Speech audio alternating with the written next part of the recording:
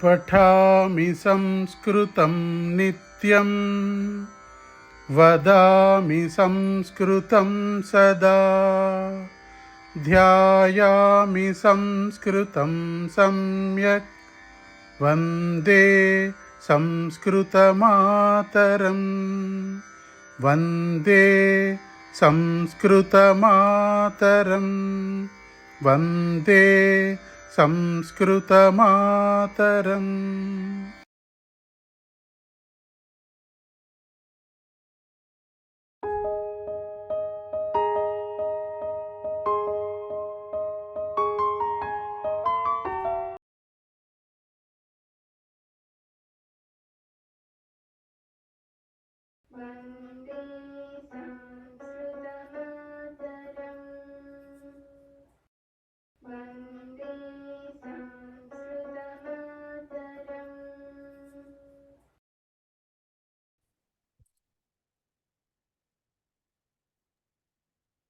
ध्येयमन्त्रः पठामि संस्कृतं नित्यं वदामि संस्कृतं सदा ध्यायामि संस्कृतं सम्यक् वन्दे संस्कृतमातरम्। संस्कृतस्य प्रसाराय नैजं सर्वं ददाम्यहम्। संस्कृतस्य सदा भक्तो वन्दे संस्कृतमातरम्। संस्कृतस्य कृते जीवन् संस्कृतस्य कृते यजन् आत्मानमाहुतं मन्ये वन्दे संस्कृतमातरम्। वन्दे संस्कृतमातरम्। धन्यवादाः महोदय। ధన్యవాదాः.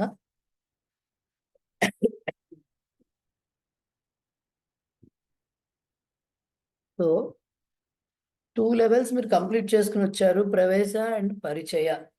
ప్రవేశలో అసలు వెర్బ్ అంటే అదే క్రియాపదం అంటే ఏమిటి, లకారం అంటే ఏమిటి, కొన్ని ప్రత్యయాలు అవి తెలుసుకుని, విభక్తులు వాటికి నియమాలు అవి తెలుసుకుని వచ్చారు.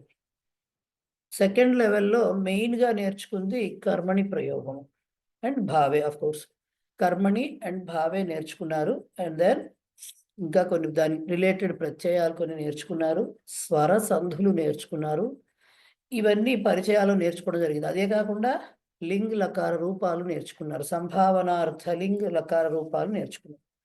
సో అక్కడితో మీకు ఏమైంది, 5 లకారాలు ఏవైతే చెప్పామో వర్తమానే లట్, భవిష్యతిల్ రుట్, అనద్యతన భూతే లంగ్, విధి ఆర్ సంభావనార్థే లింగ్, విద్యాదౌ లోట్ అంటే ఆజ్ఞా ప్రేరణాయాం లోట్. ఈ 5 రకాలు నేర్చుకోవడం జరిగింది.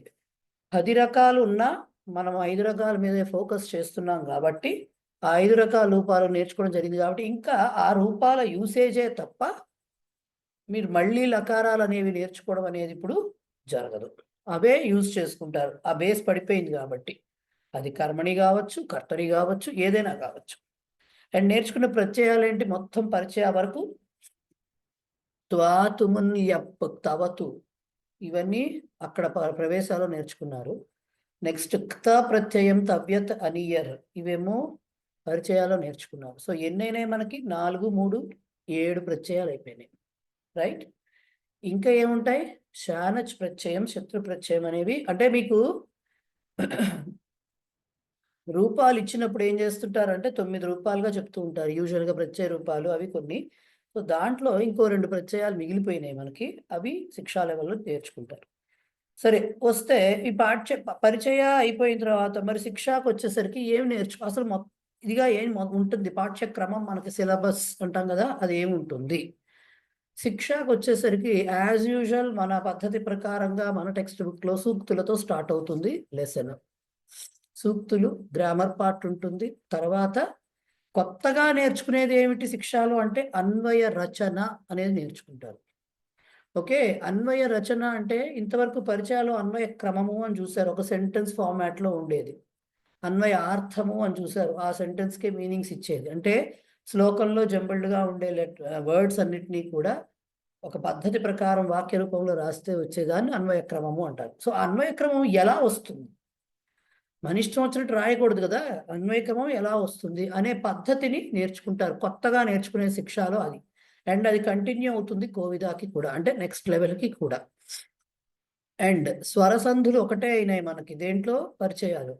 వ్యంజన సంధులు ఉంటాయి ఇక్కడ కొత్తవి, 10 సంధులు ఉంటాయి వ్యంజన సంధులు. అండ్ అన్నిటికంటే సంస్కృతంలో బాగా ఇంపార్టెంట్ అయినది విసర్గ సంధి ఉంటుంది. విసర్గ సంధి గురించి కూడా మన పరిచయాలు ఏదో 4 పాయింట్లు ఇట్లా మారుతుంది అట్లా మారుతుంది అని ఊరికే పాయింట్స్ చెప్పారు అంతవరకే. ఇక్కడ ఆ 4 రకాలు ఇన్ డీటెయిల్ చెప్తారు.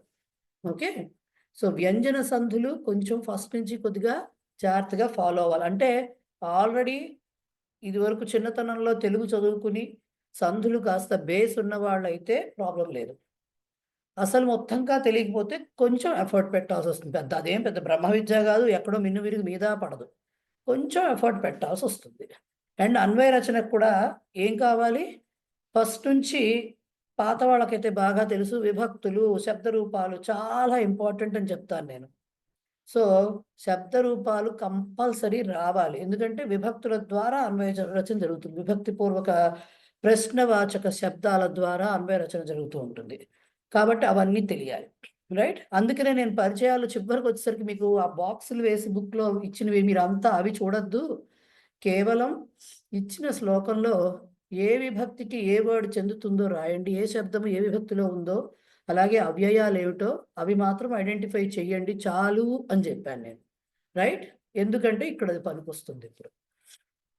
సో శిక్షలో మెయిన్గా నేర్చుకునేది శత్రు శానచ్ అనే ప్రత్యయాలు, అండ్ దెన్ వ్యంజన సంధులు అండ్ విసర్గ సంధి, అన్వయ రచన. ఇవి కొత్త టాపిక్స్.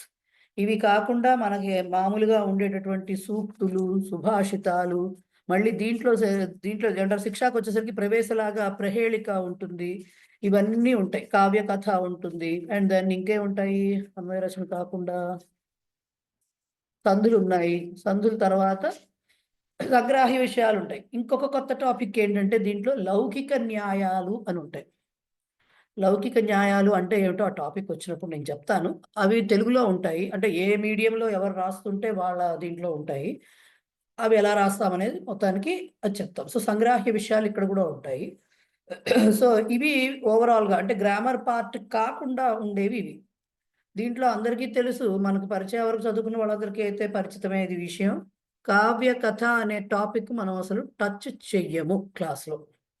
అది స్వాధ్యాయమే, అది మాత్రం ఎవరికి వాళ్ళకి సెల్ఫ్ స్టడీ. సో అది ఎందుకంటే కావ్య కథ కూడా మీకు ఈసారి ఏమిస్తారంటే, మీకు ప్రవేశాల్లో కావ్య కథ అని కాకుండా ఏం చేశారు, బుల్లిబుల్లి స్టోరీస్ ఇచ్చారు. ఒక్కొక్క లెసన్కి ఒక్కొక్క స్టోరీ ఇచ్చుకుంటూ వెళ్ళి దాని బేస్డ్ క్వశ్చన్స్ ఇచ్చారు. పరిచయానికి వచ్చేసరికి ఏమి ఇచ్చారు, మొత్తానికి రఘువంశం స్టోరీ ఇచ్చారు, రైట్? మొత్తం 10 పాఠాల్లో రఘువంశం స్టోరీ బ్రీఫ్గా ఇచ్చారు. శిక్షకు వచ్చేసరికి రఘువంశం అంటే పంచమహాకావ్యాల్లో ఒకటి. సో వీళ్ళ ఉద్దేశం ఏంటి అంటే మొత్తం 5లో ఒకటి అయిపోయింది రఘువంశము, మిగతావి 4 ఉన్నాయి. సో ఆ 4గిట్లో ఒక 2 ఇప్పుడు, ఒక 2 కోవిదాలో కావ్య కథల కింద ఇస్తున్నారు బ్రీఫ్గా. అదేం డీటెయిల్డ్గా అబ్బో మేము చదివేసాం కావ్యం అనుకోకండి, చాలా బ్రీఫ్గా మనం చిన్నపిల్లలు కథ చెప్తామే అలా చెప్తారు, రైట్? అది కూడా 10 లెసన్స్లో కాదు, ఫస్ట్ 5 లెసన్స్ ఒక కావ్యం ఉంటుంది, తర్వాత 5 పాఠాలు ఇంకొక కావ్యం ఉంటుంది. సో కావ్య కథ ఉంటుంది. కావ్య కథని మనం క్లాస్లో డిస్కస్ చెయ్యము.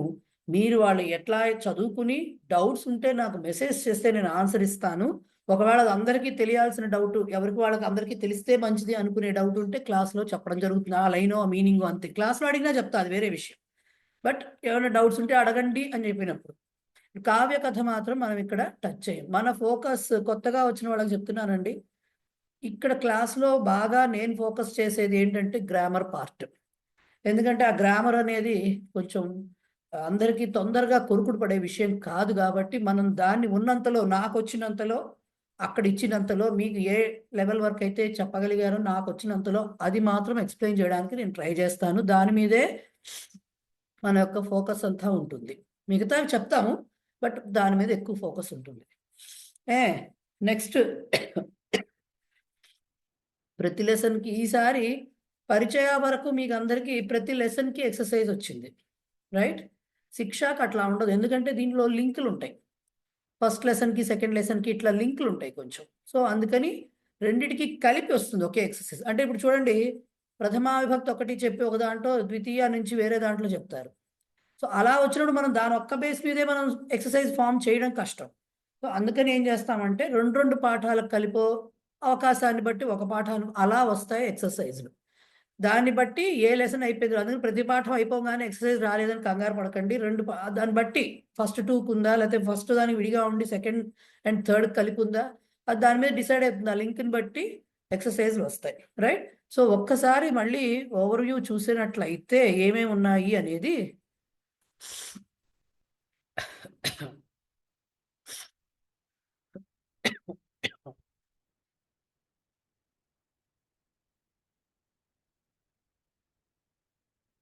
సో ఇదండి శత్రు శానచ్ ప్రత్యయాలు.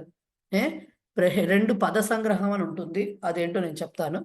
సో ప్రహేళిక మీకు తెలుసు, మన ప్రవేశాలు ఉన్నట్లుగానే సుభాషితం. నెక్స్ట్ కావ్యకథలో ఈసారి ఇచ్చిన 2 శిశుపాల వధం, ఇది మాఘుడు రాసినటువంటి శిశుపాల వధం అండ్ కిరాతార్జునీయం భారవి చేత రచింపబడినటువంటిది. ఈ 2 ఉంటాయి. ఫస్ట్ శిశుపాల వధం వస్తుంది 5 పాఠాల్లో, నెక్స్ట్ కిరాతార్జునీయం ఉంటుంది. అన్వయ రచన ఇందాక నేను మీకు చెప్పాను, అది అన్వయ రచన. నెక్స్ట్ ఏమో ఇగో సంధులు, వ్యంజన సంధయ విసర్గ సంధి, లౌకిక న్యాయాలు అని చెప్పాను, సంగ్రాహ్య విషయాలు అవి కూడా ఇచ్చారు. అవి ఏమిటో ఒక్కొక్కటి చదువుకుంటూ వెళ్ళినప్పుడు తెలుస్తుంది. నెక్స్ట్ సూక్తి, అసలు యాక్చువల్గా స్టార్ట్ అయ్యేదే సూక్తితో. అనువాద అని ఎందుకు పెట్టాను అంటే అనువాదం కూడా ఇప్పటి వరకు మీకు ప్రవేశ అండ్ పరిచయాల్లో 10 మార్క్స్కి అనువాదం వస్తుంది. రైట్. చివరిలో సంస్కృతం నుంచి మీ భాషకి, మీ భాష నుంచి సంస్కృతానికి. So 10 marks. శిక్షాలో కూడా కంటిన్యూ అవుతుందండి, అదే పద్ధతి శిక్షాలో కూడా కంటిన్యూ అవుతుంది. రైట్. సో అది బేసిక్గా శిక్ష సిలబస్. ఒక కావ్యకథ తప్ప మిగతావన్నీ క్లాస్లో చెప్పుకునేవే ఇక్కడ. ఓకేనా. ఇప్పుడు కొత్తగా మరి శిక్షాలో నేర్చుకునే వాటిల్లో ప్యాటర్న్లో ఏంటి మీరు ఎఫర్ట్ పెట్టాల్సింది ఎక్కువగా ఏంటంటే సందులు అవన్నీ వదిలేసేయండి, గ్రామర్ ప్యాటర్న్ ఎట్లా నేర్చుకోవాల్సిందే. సొంతంగా చదువుకునే దాంట్లో కావ్యకథకి సంబంధించి ఈసారి అంటే శిక్ష నుంచి 5 మార్క్స్ క్వశ్చన్ ఒకటి వస్తుంది. అది 10 వాక్యాల్లో రాయమంటారు, అది సంస్కృతంలోనే రాయాలి, అది తెలుగులో రాయడానికి లేదు. ఓకే, సంస్కృతంలోనే రాయాలి. అది అది ఎలా ఉంటుంది, ఇప్పుడు శిశుపాల వధ చెప్పాను 5 లెసన్స్లో ఇస్తారు, ఫస్ట్ 5 లెసన్స్లో అది ఉంది అని. దానికి ఒక్కొక్క లెసన్కి ఒక్కొక్క టైటిల్ పెట్టారు వీళ్ళు. నారదస్య ద్వారకాగమనం అని, శ్రీకృష్ణస్య ప్రయాణం అని, ఇట్లా ఏవో పెట్టుకుంటూ వచ్చారు టైటిల్స్. మీరు ఒకసారి ఏం చేయాలంటే మీరు ఫస్ట్ నుంచే అంటే క్లాస్ స్టార్ట్ అయినప్పటి నుంచో జస్ట్ తొందరగా యాజ్ ఎర్లీ యాజ్ పాసిబుల్ కావ్యకథ కూడా సైమల్టేనియస్గా చదువుకుంటూ వెళ్ళాలి. అది మీకు అర్థం కావాలి, అక్కడ రాసింది కంప్లీట్గా మీకు అర్థం కావాలి, వర్డ్ బై వర్డ్ అర్థం కావాలి. మీకు సొంతంగా రాయొచ్చు, తప్పులేదు, వాక్యాలు సొంతంగా రాయొచ్చు. కానీ కొన్ని ఉంటాయి కదా, ఇప్పుడు మనం చిన్నప్పటి నుంచి కూడా స్కూల్లో నేర్చుకున్నప్పుడు కూడా ఏ క్వశ్చన్ కైనా మనం ఓన్గా ఆన్సర్ రాసినా కొన్ని టెక్నికల్ టర్మ్స్, కొన్ని లాంగ్వేజ్ సంబంధించిన కొన్ని పదాలు, కీలకమైన పదాలు ఉంటాయి, అవి కంపల్సరీ పడాలి. ఆ వాక్యాలు కానీ కొన్ని కంపల్సరీ, వాటిని మనం మ్యానిపులేట్ చేసి మన సొంతంగా రాయడం కోసం రాయలేము అలాగా. సో అది మీరు అబ్జర్వ్ చేసుకుంటూ రావాలి. చేసుకున్న తర్వాత ఒక ఫస్ట్ శిశుపాల ఒక 5 పాఠాలు, మన గ్రామర్కి దానికి సంబంధం ఉండదండి, మన క్లాసులకి దానికి మీరు కంటిన్యూ చేసుకోవచ్చు ఆ లెసన్స్ది. అది చదువుకున్న తర్వాత ఏం చేయాలంటే దానికి కూడా కావ్యకథకు ప్రతిసారి ఇచ్చినట్టుగానే దానికి 1 మార్క్ క్వశ్చన్స్ ఉంటాయి కిందస్లో. అంటే కథ తర్వాత మీకు క్వశ్చన్స్ ఇస్తారు, అవి ఉంటాయి. అవి కాకుండా కూడా అప్పుడు ఏం చేయాలి అంటే మీరు ప్రతి లెసన్కి సంబంధించి ఒక సినాప్సిస్ లాగా రాసుకోవాలి. ఒక 10 సెంటెన్సెస్ వచ్చేట్టుగా మీ ఓన్గా రాయాలి. ఎందుకంటే ఇప్పుడు నారదస్య ద్వారకా గమనం అని ఫస్ట్ లెసన్ టైటిల్ ఉందనుకోండి, అదే 5 మార్క్స్ క్వశ్చన్కి ఇచ్చేస్తారు. సో మీరు బేసిక్గా గుర్తుపెట్టుకోవాల్సింది ఏంటంటే సంస్కృతంలో రాయాల్సి వస్తుంది, 5 మార్క్స్ క్వశ్చన్ ఉంటుంది, మినిమం 10 సెంటెన్సెస్ రాయాలి. మరి 10 సెంటెన్సెస్లో వాళ్ళు అడిగిన టాపిక్ కవర్ అవ్వాలి. చిన్న చిన్నవి రాయొచ్చు, బట్ టాపిక్ వాళ్ళు దేని గురించి అడిగారో అది కవర్ అవ్వాలి, ఆ ఎసెన్స్ కవర్ అవ్వాలి, గ్రామటికల్గా మిస్టేక్స్ ఉండకూడదు. సో అది ప్రాక్టీస్ చేయాల్సి వస్తుంది. కాబట్టి ఫస్ట్ అర్థం చేసుకోవాలి, చదువుకోండి, ఫస్ట్ ఓన్గా రాసుకోండి. దానికి నోట్స్ లేకపోతే మనం ఏమంటారు ఇక్కడ క్లాస్లో డిక్టేట్ చేయడాలు, నేను నోట్స్ ప్రొవైడ్ చేయడాలు లాంటివి ఉండవు. అవి మీరు కంప్లీట్గా సొంతంగా చేసుకోవాల్సిన విషయము, అంతే. ఓకే, దాంట్లో ఏమన్నా సెంటెన్స్ అర్థం కాకపోతే నాకు ఫోటో తీసి పంపించి ఇదేంటి మేడం అర్థం కాలేదంటే నేను చెప్తాను, కానీ నేను దాంట్లో మాత్రం ఇది కొంత, ఎందుకంటే ఇది ఎవరికి వాళ్ళు కొంత, ఇది యాక్చువల్గా ఇది ఏంటి మంది పత్రాచార అంటే ఏంటి, కరస్పాండెన్స్, డిస్టెన్స్ ఎడ్యుకేషన్. సో ఇది సొంతంగా చదువుకోవాల్సినవి అన్ని స్పూన్ ఫీడింగ్ లాగా నోట్లో పెట్టినట్టుగా మనం అన్ని తీసుకొచ్చి చెప్పం. నోట్స్లు చిన్నప్పుడు నోట్స్లు చెప్పినట్టుగా అట్లా చెప్పం. అది మాత్రం గ్రామర్ మాత్రం శక్తివంచం లేకుండా కృషి చేస్తాం, కానీ ఇది ఎవరికి వాళ్ళు ప్రిపేర్ అవ్వాల్సిన విషయం. రైట్ అండి. సో అది బేసిక్గా శిక్ష యొక్క సిలబస్. ముందే ఎందుకు చెప్తున్నానంటే, ఎప్పుడో సిలబస్ అంతా అయిపోయి నేను ఎప్పుడో పేపర్ డిస్కషన్ చేసి అప్పుడు మీకు చెప్పాను అనుకోండి, 5 మార్కుల క్వశ్చన్ వస్తుంది, 10 వాక్యాలు సొంతంగా రాయాలి సంస్కృతంలో అంటే అప్పుడు మొదలు పెడితే అవ్వదు. అప్పుడు మొదలు పెడితే ఖచ్చితంగా అవ్వదు. అందుకు ముందే చెప్పాను అనమాట. ఎవరి వీలు ప్రకారం వాళ్ళు నెమ్మదిగా చదువుకుంటూ ఉంటారని చెప్పి ముందే చెప్తున్నాను. అందుకే ఏంటి సార్ మీరు కుండ బద్దలు కొట్టి చెప్పేశారు. మరి చెప్పకపోతే ఎట్లాగా? నేను చెప్పేది జనరల్ గా లేదు లేదు, మంచి పని చేశారు. అంతే మరి. చాలా మంచి పని చేశారు. అంతే మరి. ఎందుకంటే మీకు ఇది మనకు జరిగే క్లాసులు అందరికీ తెలిసిందే కదా. ఒక లెసన్ కి 2 క్లాసెస్ ఉంటాయి. ఒక్కొక్కసారి ఇప్పుడు ఇంట్రొడక్షన్ కి చాలా సేపు అవుతుంది కాబట్టి ఒక్కొక్కసారి ఇంకొక క్లాస్ ఎక్స్ట్రా. సో మొత్తానికి 20 క్లాసులు యాక్చువల్ గా చెప్తే రివిజన్ క్లాసులు 2 అంటే 22-23 క్లాసెస్ కి అయిపోతుంది మన సిలబస్. వారానికి 2 క్లాసులు చొప్పున లెక్కేసుకుంటే 23, పోనీ 24 వేసుకుంటే అంటే 2.5 months 3 months లో క్లాసులు అయిపోతాయి. రైట్.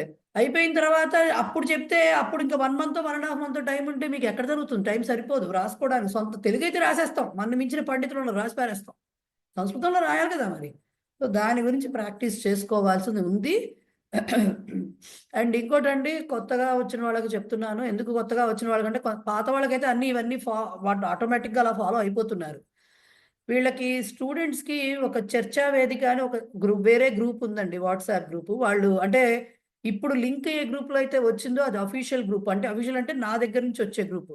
నేనేమన్నా పోస్ట్ చేస్తే తప్ప స్టూడెంట్స్ ఎవరు దాంట్లో మాట్లాడేందుకు అవకాశం లేదు. సో వీళ్ళకి వీళ్ళు డిస్కస్ చేసుకోవాలి అనుకున్నప్పుడు వాళ్ళకి వేరే గ్రూప్ వాళ్ళు క్రియేట్ చేసుకోవడం జరిగింది.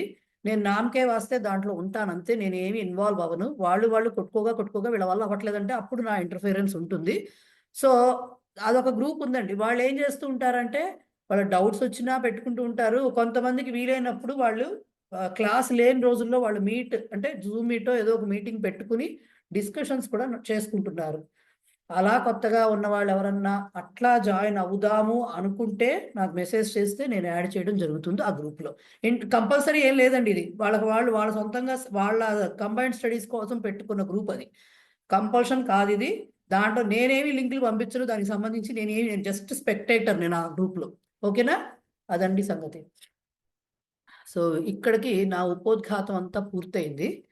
మనం లెసన్ స్టార్ట్ చేద్దాము. తీయండి ఫస్ట్ సూక్తి.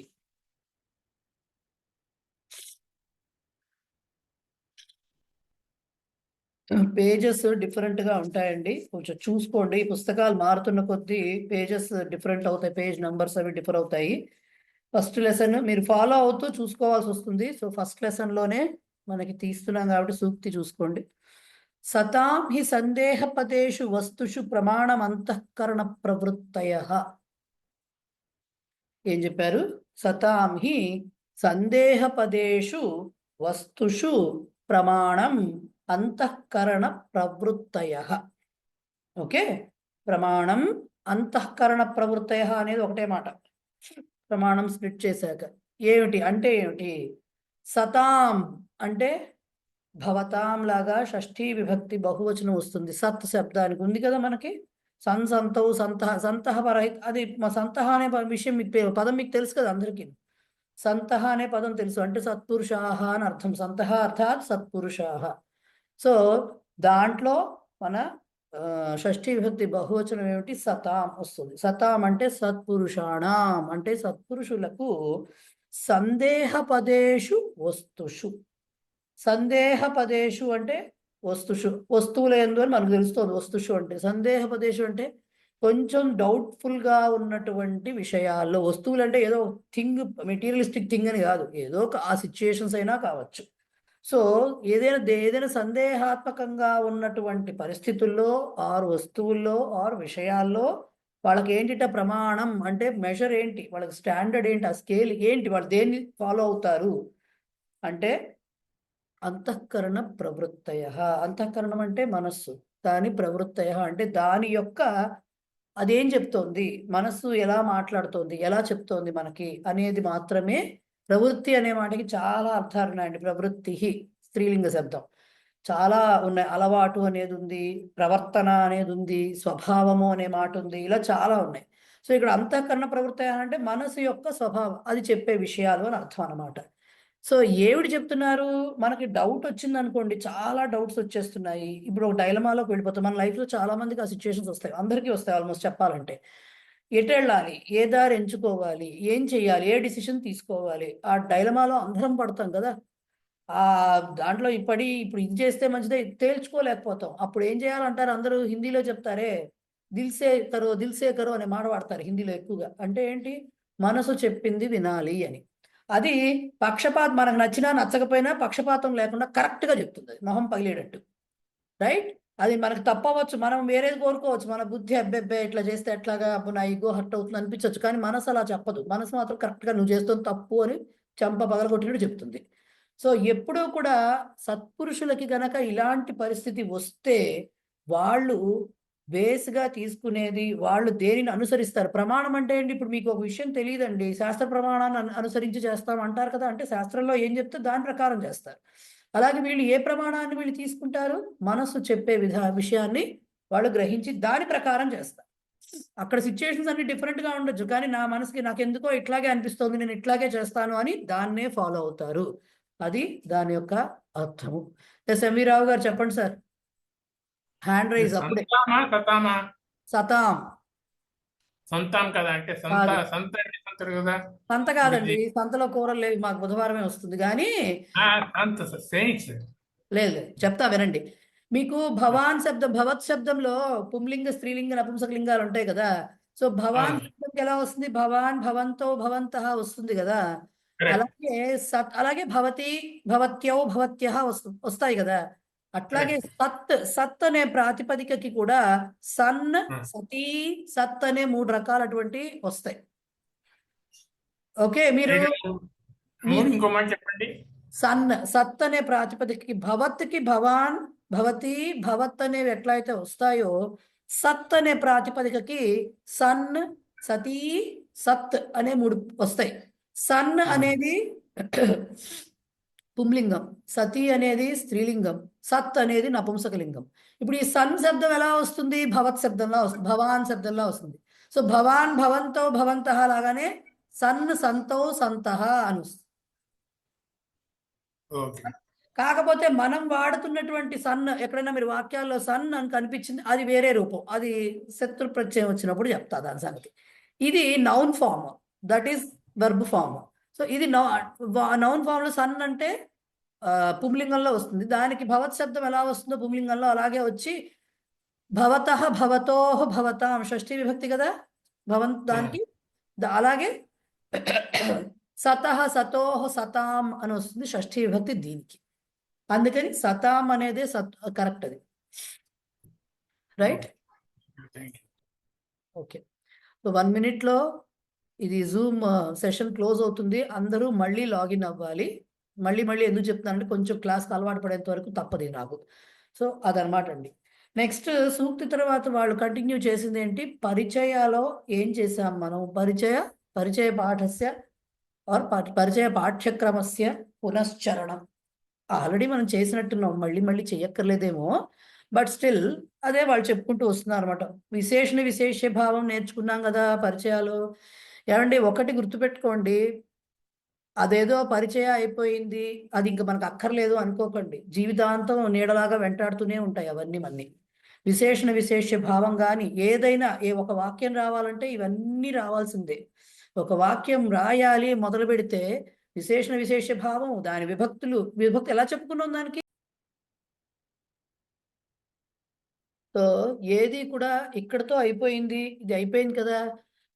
మాకు ఒకళ్ళు ఉండేవాళ్ళండి, ఫస్ట్ క్లాస్ అయిపోగానే ఒక పిల్లాడు ఉండేవాడు, మాకు తెలిసిన పిల్లాడు.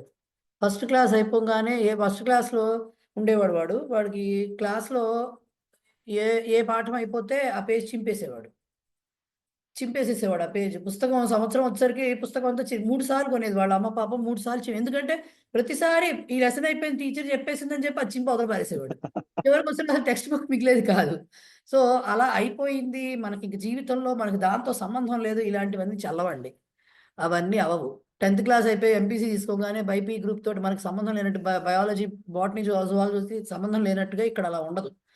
ఖచ్చితంగా అన్నిటికీ లింకులే ఉంటాయి. సో ఈ 4 పుస్తకాలు కోవిద వరకు ఏవైతే ఉన్నాయో అవి మనకు ఒక రకంగా ఫస్ట్ లెర్నర్ స్టేజ్‌లో ఉన్న వాళ్ళకి బైబిల్, ఎన్సైక్లోపీడియా లాంటివి అవి కంపల్సరీ మనకు ఎప్పుడు లైఫ్‌లో అవసరపడుతూనే ఉంటాయి సంస్కృతంలో ఉంటే.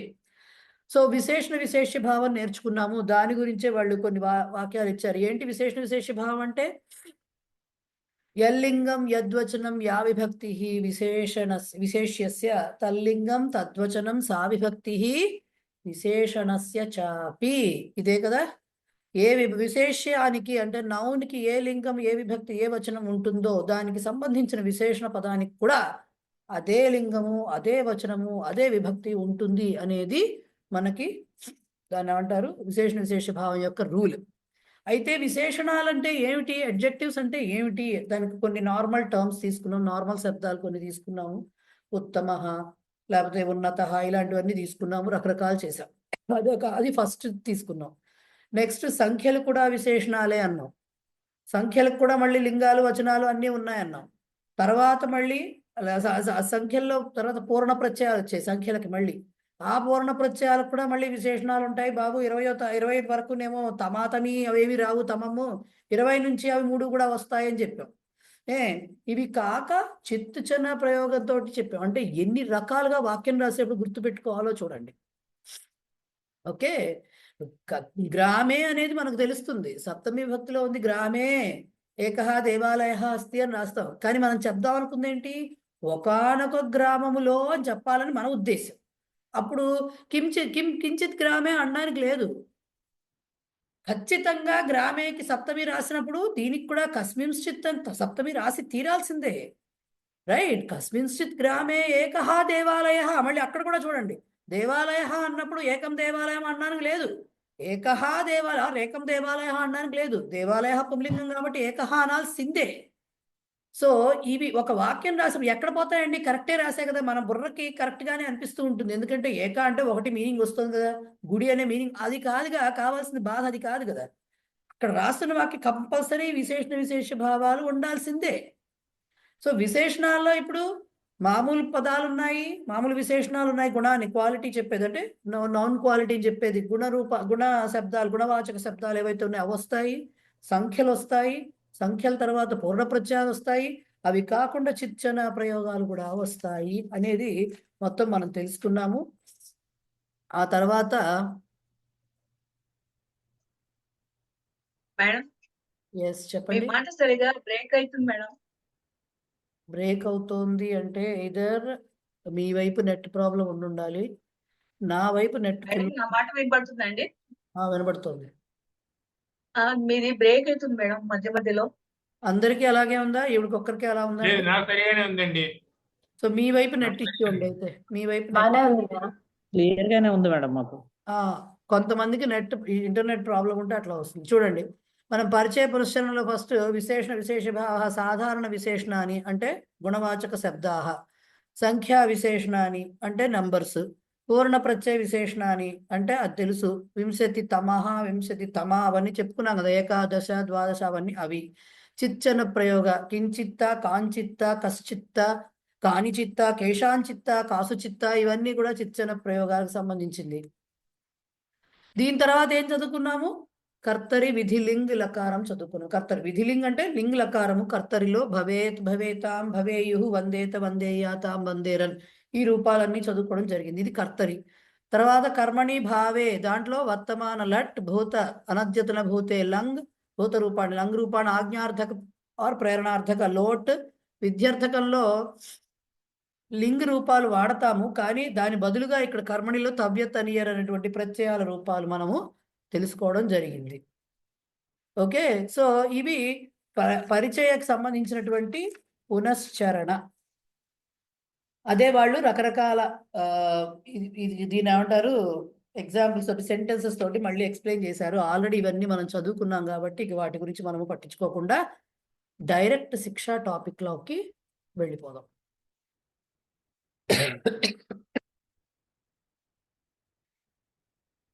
Sorry. ఇప్పుడు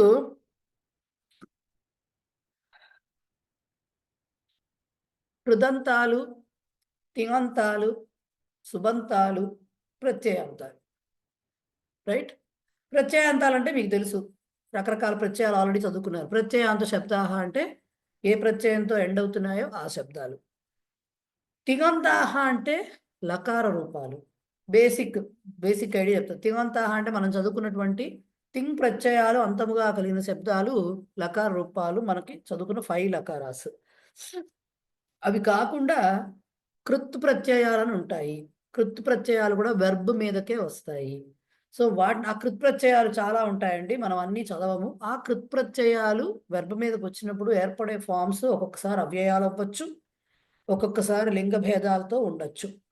అప్పుడు వాటిని కృదంత శబ్దాలు అంటారు. ఆల్రెడీ మీరు చదువుకున్నారు అవి. ఏమిటవి? తవతు, త్వా, తుమున్, యప్పు, త ప్రత్యయం, తవ్య, తనియర్ ఇవన్నీ కృత్ ప్రత్యయాలే. అయితే దీంట్లో త్వా, తుమున్, యప్ అవ్యయాలు అవుతాయి. ఓకే, వాటికి చేంజ్ ఉండదు, ఎక్కడున్నా అది అవ్యయ రూపం అలాగే ఉంటుంది. తవతుకి మళ్ళీ 3 లింగాలు ఉన్నాయి. పఠితవాన్, పఠితవతి, పఠితవత 3 రూపాలు వస్తాయి. తవ్య, తనియర్ కూడా పఠితవ్యం, పఠనీయం ఇలాగా పఠనీయ, పఠనీయా, పఠనీయం, పఠితవ్య, పఠితవ్య, పఠితవ్యం అవన్నీ వస్తాయి. తాక్ కూడా పఠిత, పఠిత, పఠితం 3 వస్తాయి. సో ఇవి అవ్యయాలు కాదు, ఇవి మామూలుగా ఉండేటటువంటి ఈ రూపాలే. సో కృత్ ప్రత్యయాలు అంటే ఆ ఒక సెట్ ఆఫ్ ప్రత్యయాలు ఉన్నాయి. అవి ఎన్ని ఉన్నాయి ఏమిటనే ఇప్పుడు మనకు అప్రస్తుతము. సో అవి గనక వెర్బ్ మీదకి వచ్చేటప్పుడు ఆ వచ్చే ఫామ్స్ ఏవైతే ఉన్నాయో వాటిని కృదంతాలు అన్నారు. అట్లాగే తింగ్ ప్రత్యయాలంటే మీకు ప్రవేశ పుస్తకంలో లాస్ట్ లెసన్లో తిప్, తస్జి అలాంటివన్నీ వస్తాయి. కొన్ని ఒక సెట్ 18 ప్రత్యయాలు ఇచ్చారు. ఆ 18 ప్రత్యయాలు అంటే ఆత్మనేపదికి ఒక 9, పరస్మైపదికి ఒక 9 ఇచ్చారు. ఆ 18 ప్రత్యయాలు ధాతువు మీదకి రావడం వల్ల ఆఖ్యాత ప్రత్యయం అని ఇంకోటి ఉంటుంది, మధ్యలో యాడ్ అవుతుంది. సో అది అవన్నీతోటి వచ్చే ఫామ్స్ ఏవైతే మనకి భవతి, భవతః, భవంతి, అభవత్, అభవత్ ఇవన్నీ రూపాలు ఎలా అయితే ఉన్నాయో ఆ 18 ప్రత్యయాలే వాటి మీదకి యాడ్ అయ్యి రకరకాల ఒక 10 లకారాలు, వాటిలో మళ్ళీ వేరే వేరే ఫామ్స్ ఇవన్నీ వస్తున్నాయి మనకి. అవన్నీ తిঙంత రూపాలు. సుబంతాలంటే తుప్పు ప్రత్యయాలు. సుప్రత్యయాలంటే సు, ఔ, జస్, అమ్, ఔట్, షస్ అని చెప్పి స్టార్ట్ అయ్యి వీటినే మనం విభక్తులు అని చెప్పుకుంటున్నాం, సుప్రత్యయాలు. ఓకే, అవి మొత్తం 21 ప్రత్యయాలు ఉంటాయి. సుప్రత్యయాలు 21. ఓకే, 21 ప్రత్యయాలు ఉంటాయి.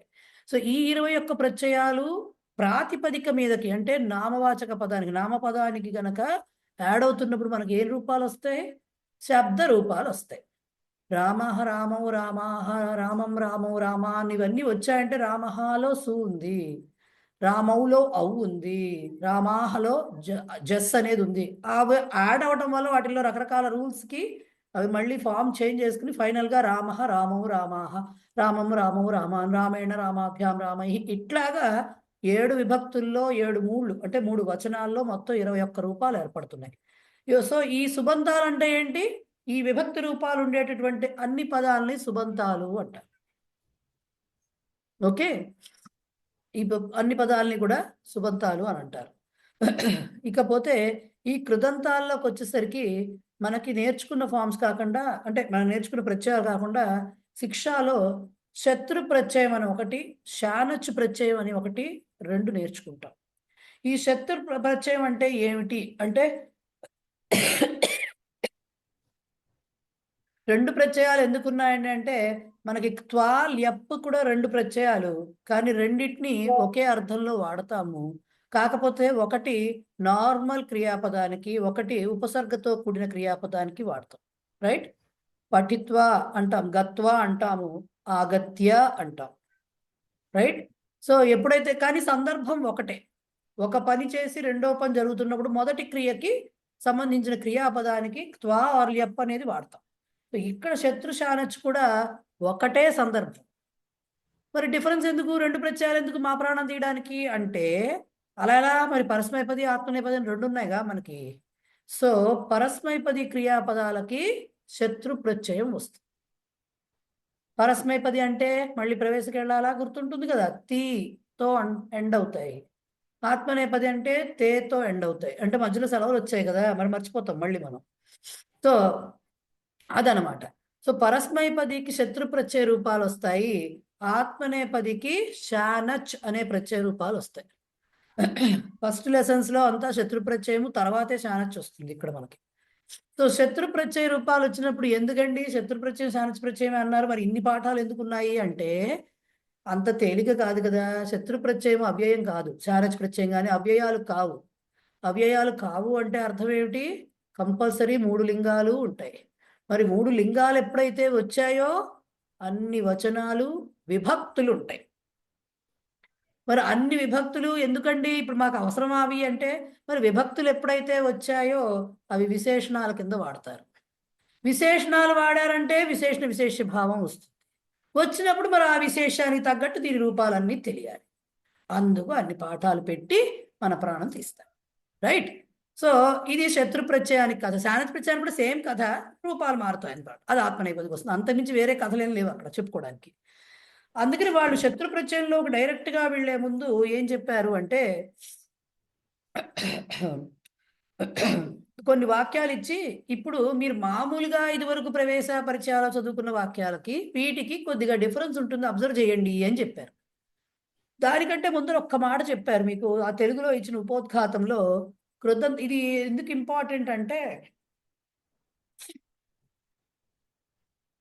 ఆ పేరా ఒకసారి చదువుతాను వినండి. తింగ్ ప్రత్యయం యొక్క స్థానంలో వేరొక విధమైన ప్రత్యయాన్ని ఉపయోగించవచ్చు. తింగ్ ప్రత్యయం అంటే ఏమనుకున్నాం, లకార రూపాలు వస్తాయి. దాని ప్లేస్లో అవి కాకుండా మనం వేరొక ప్రత్యయాన్ని యూజ్ చేయొచ్చు. దానికే కృత్ ప్రత్యయాలని పేరు. వాటిని కానీ ఈ కృదంతములు క్రియాపదములు కావు. ఓకే, ఇంతవరకు అయితే మనం మాట్లాడం వాటి గురించి. బట్ ఇప్పుడు చెప్పుకోవాల్సిన సందర్భం వచ్చింది.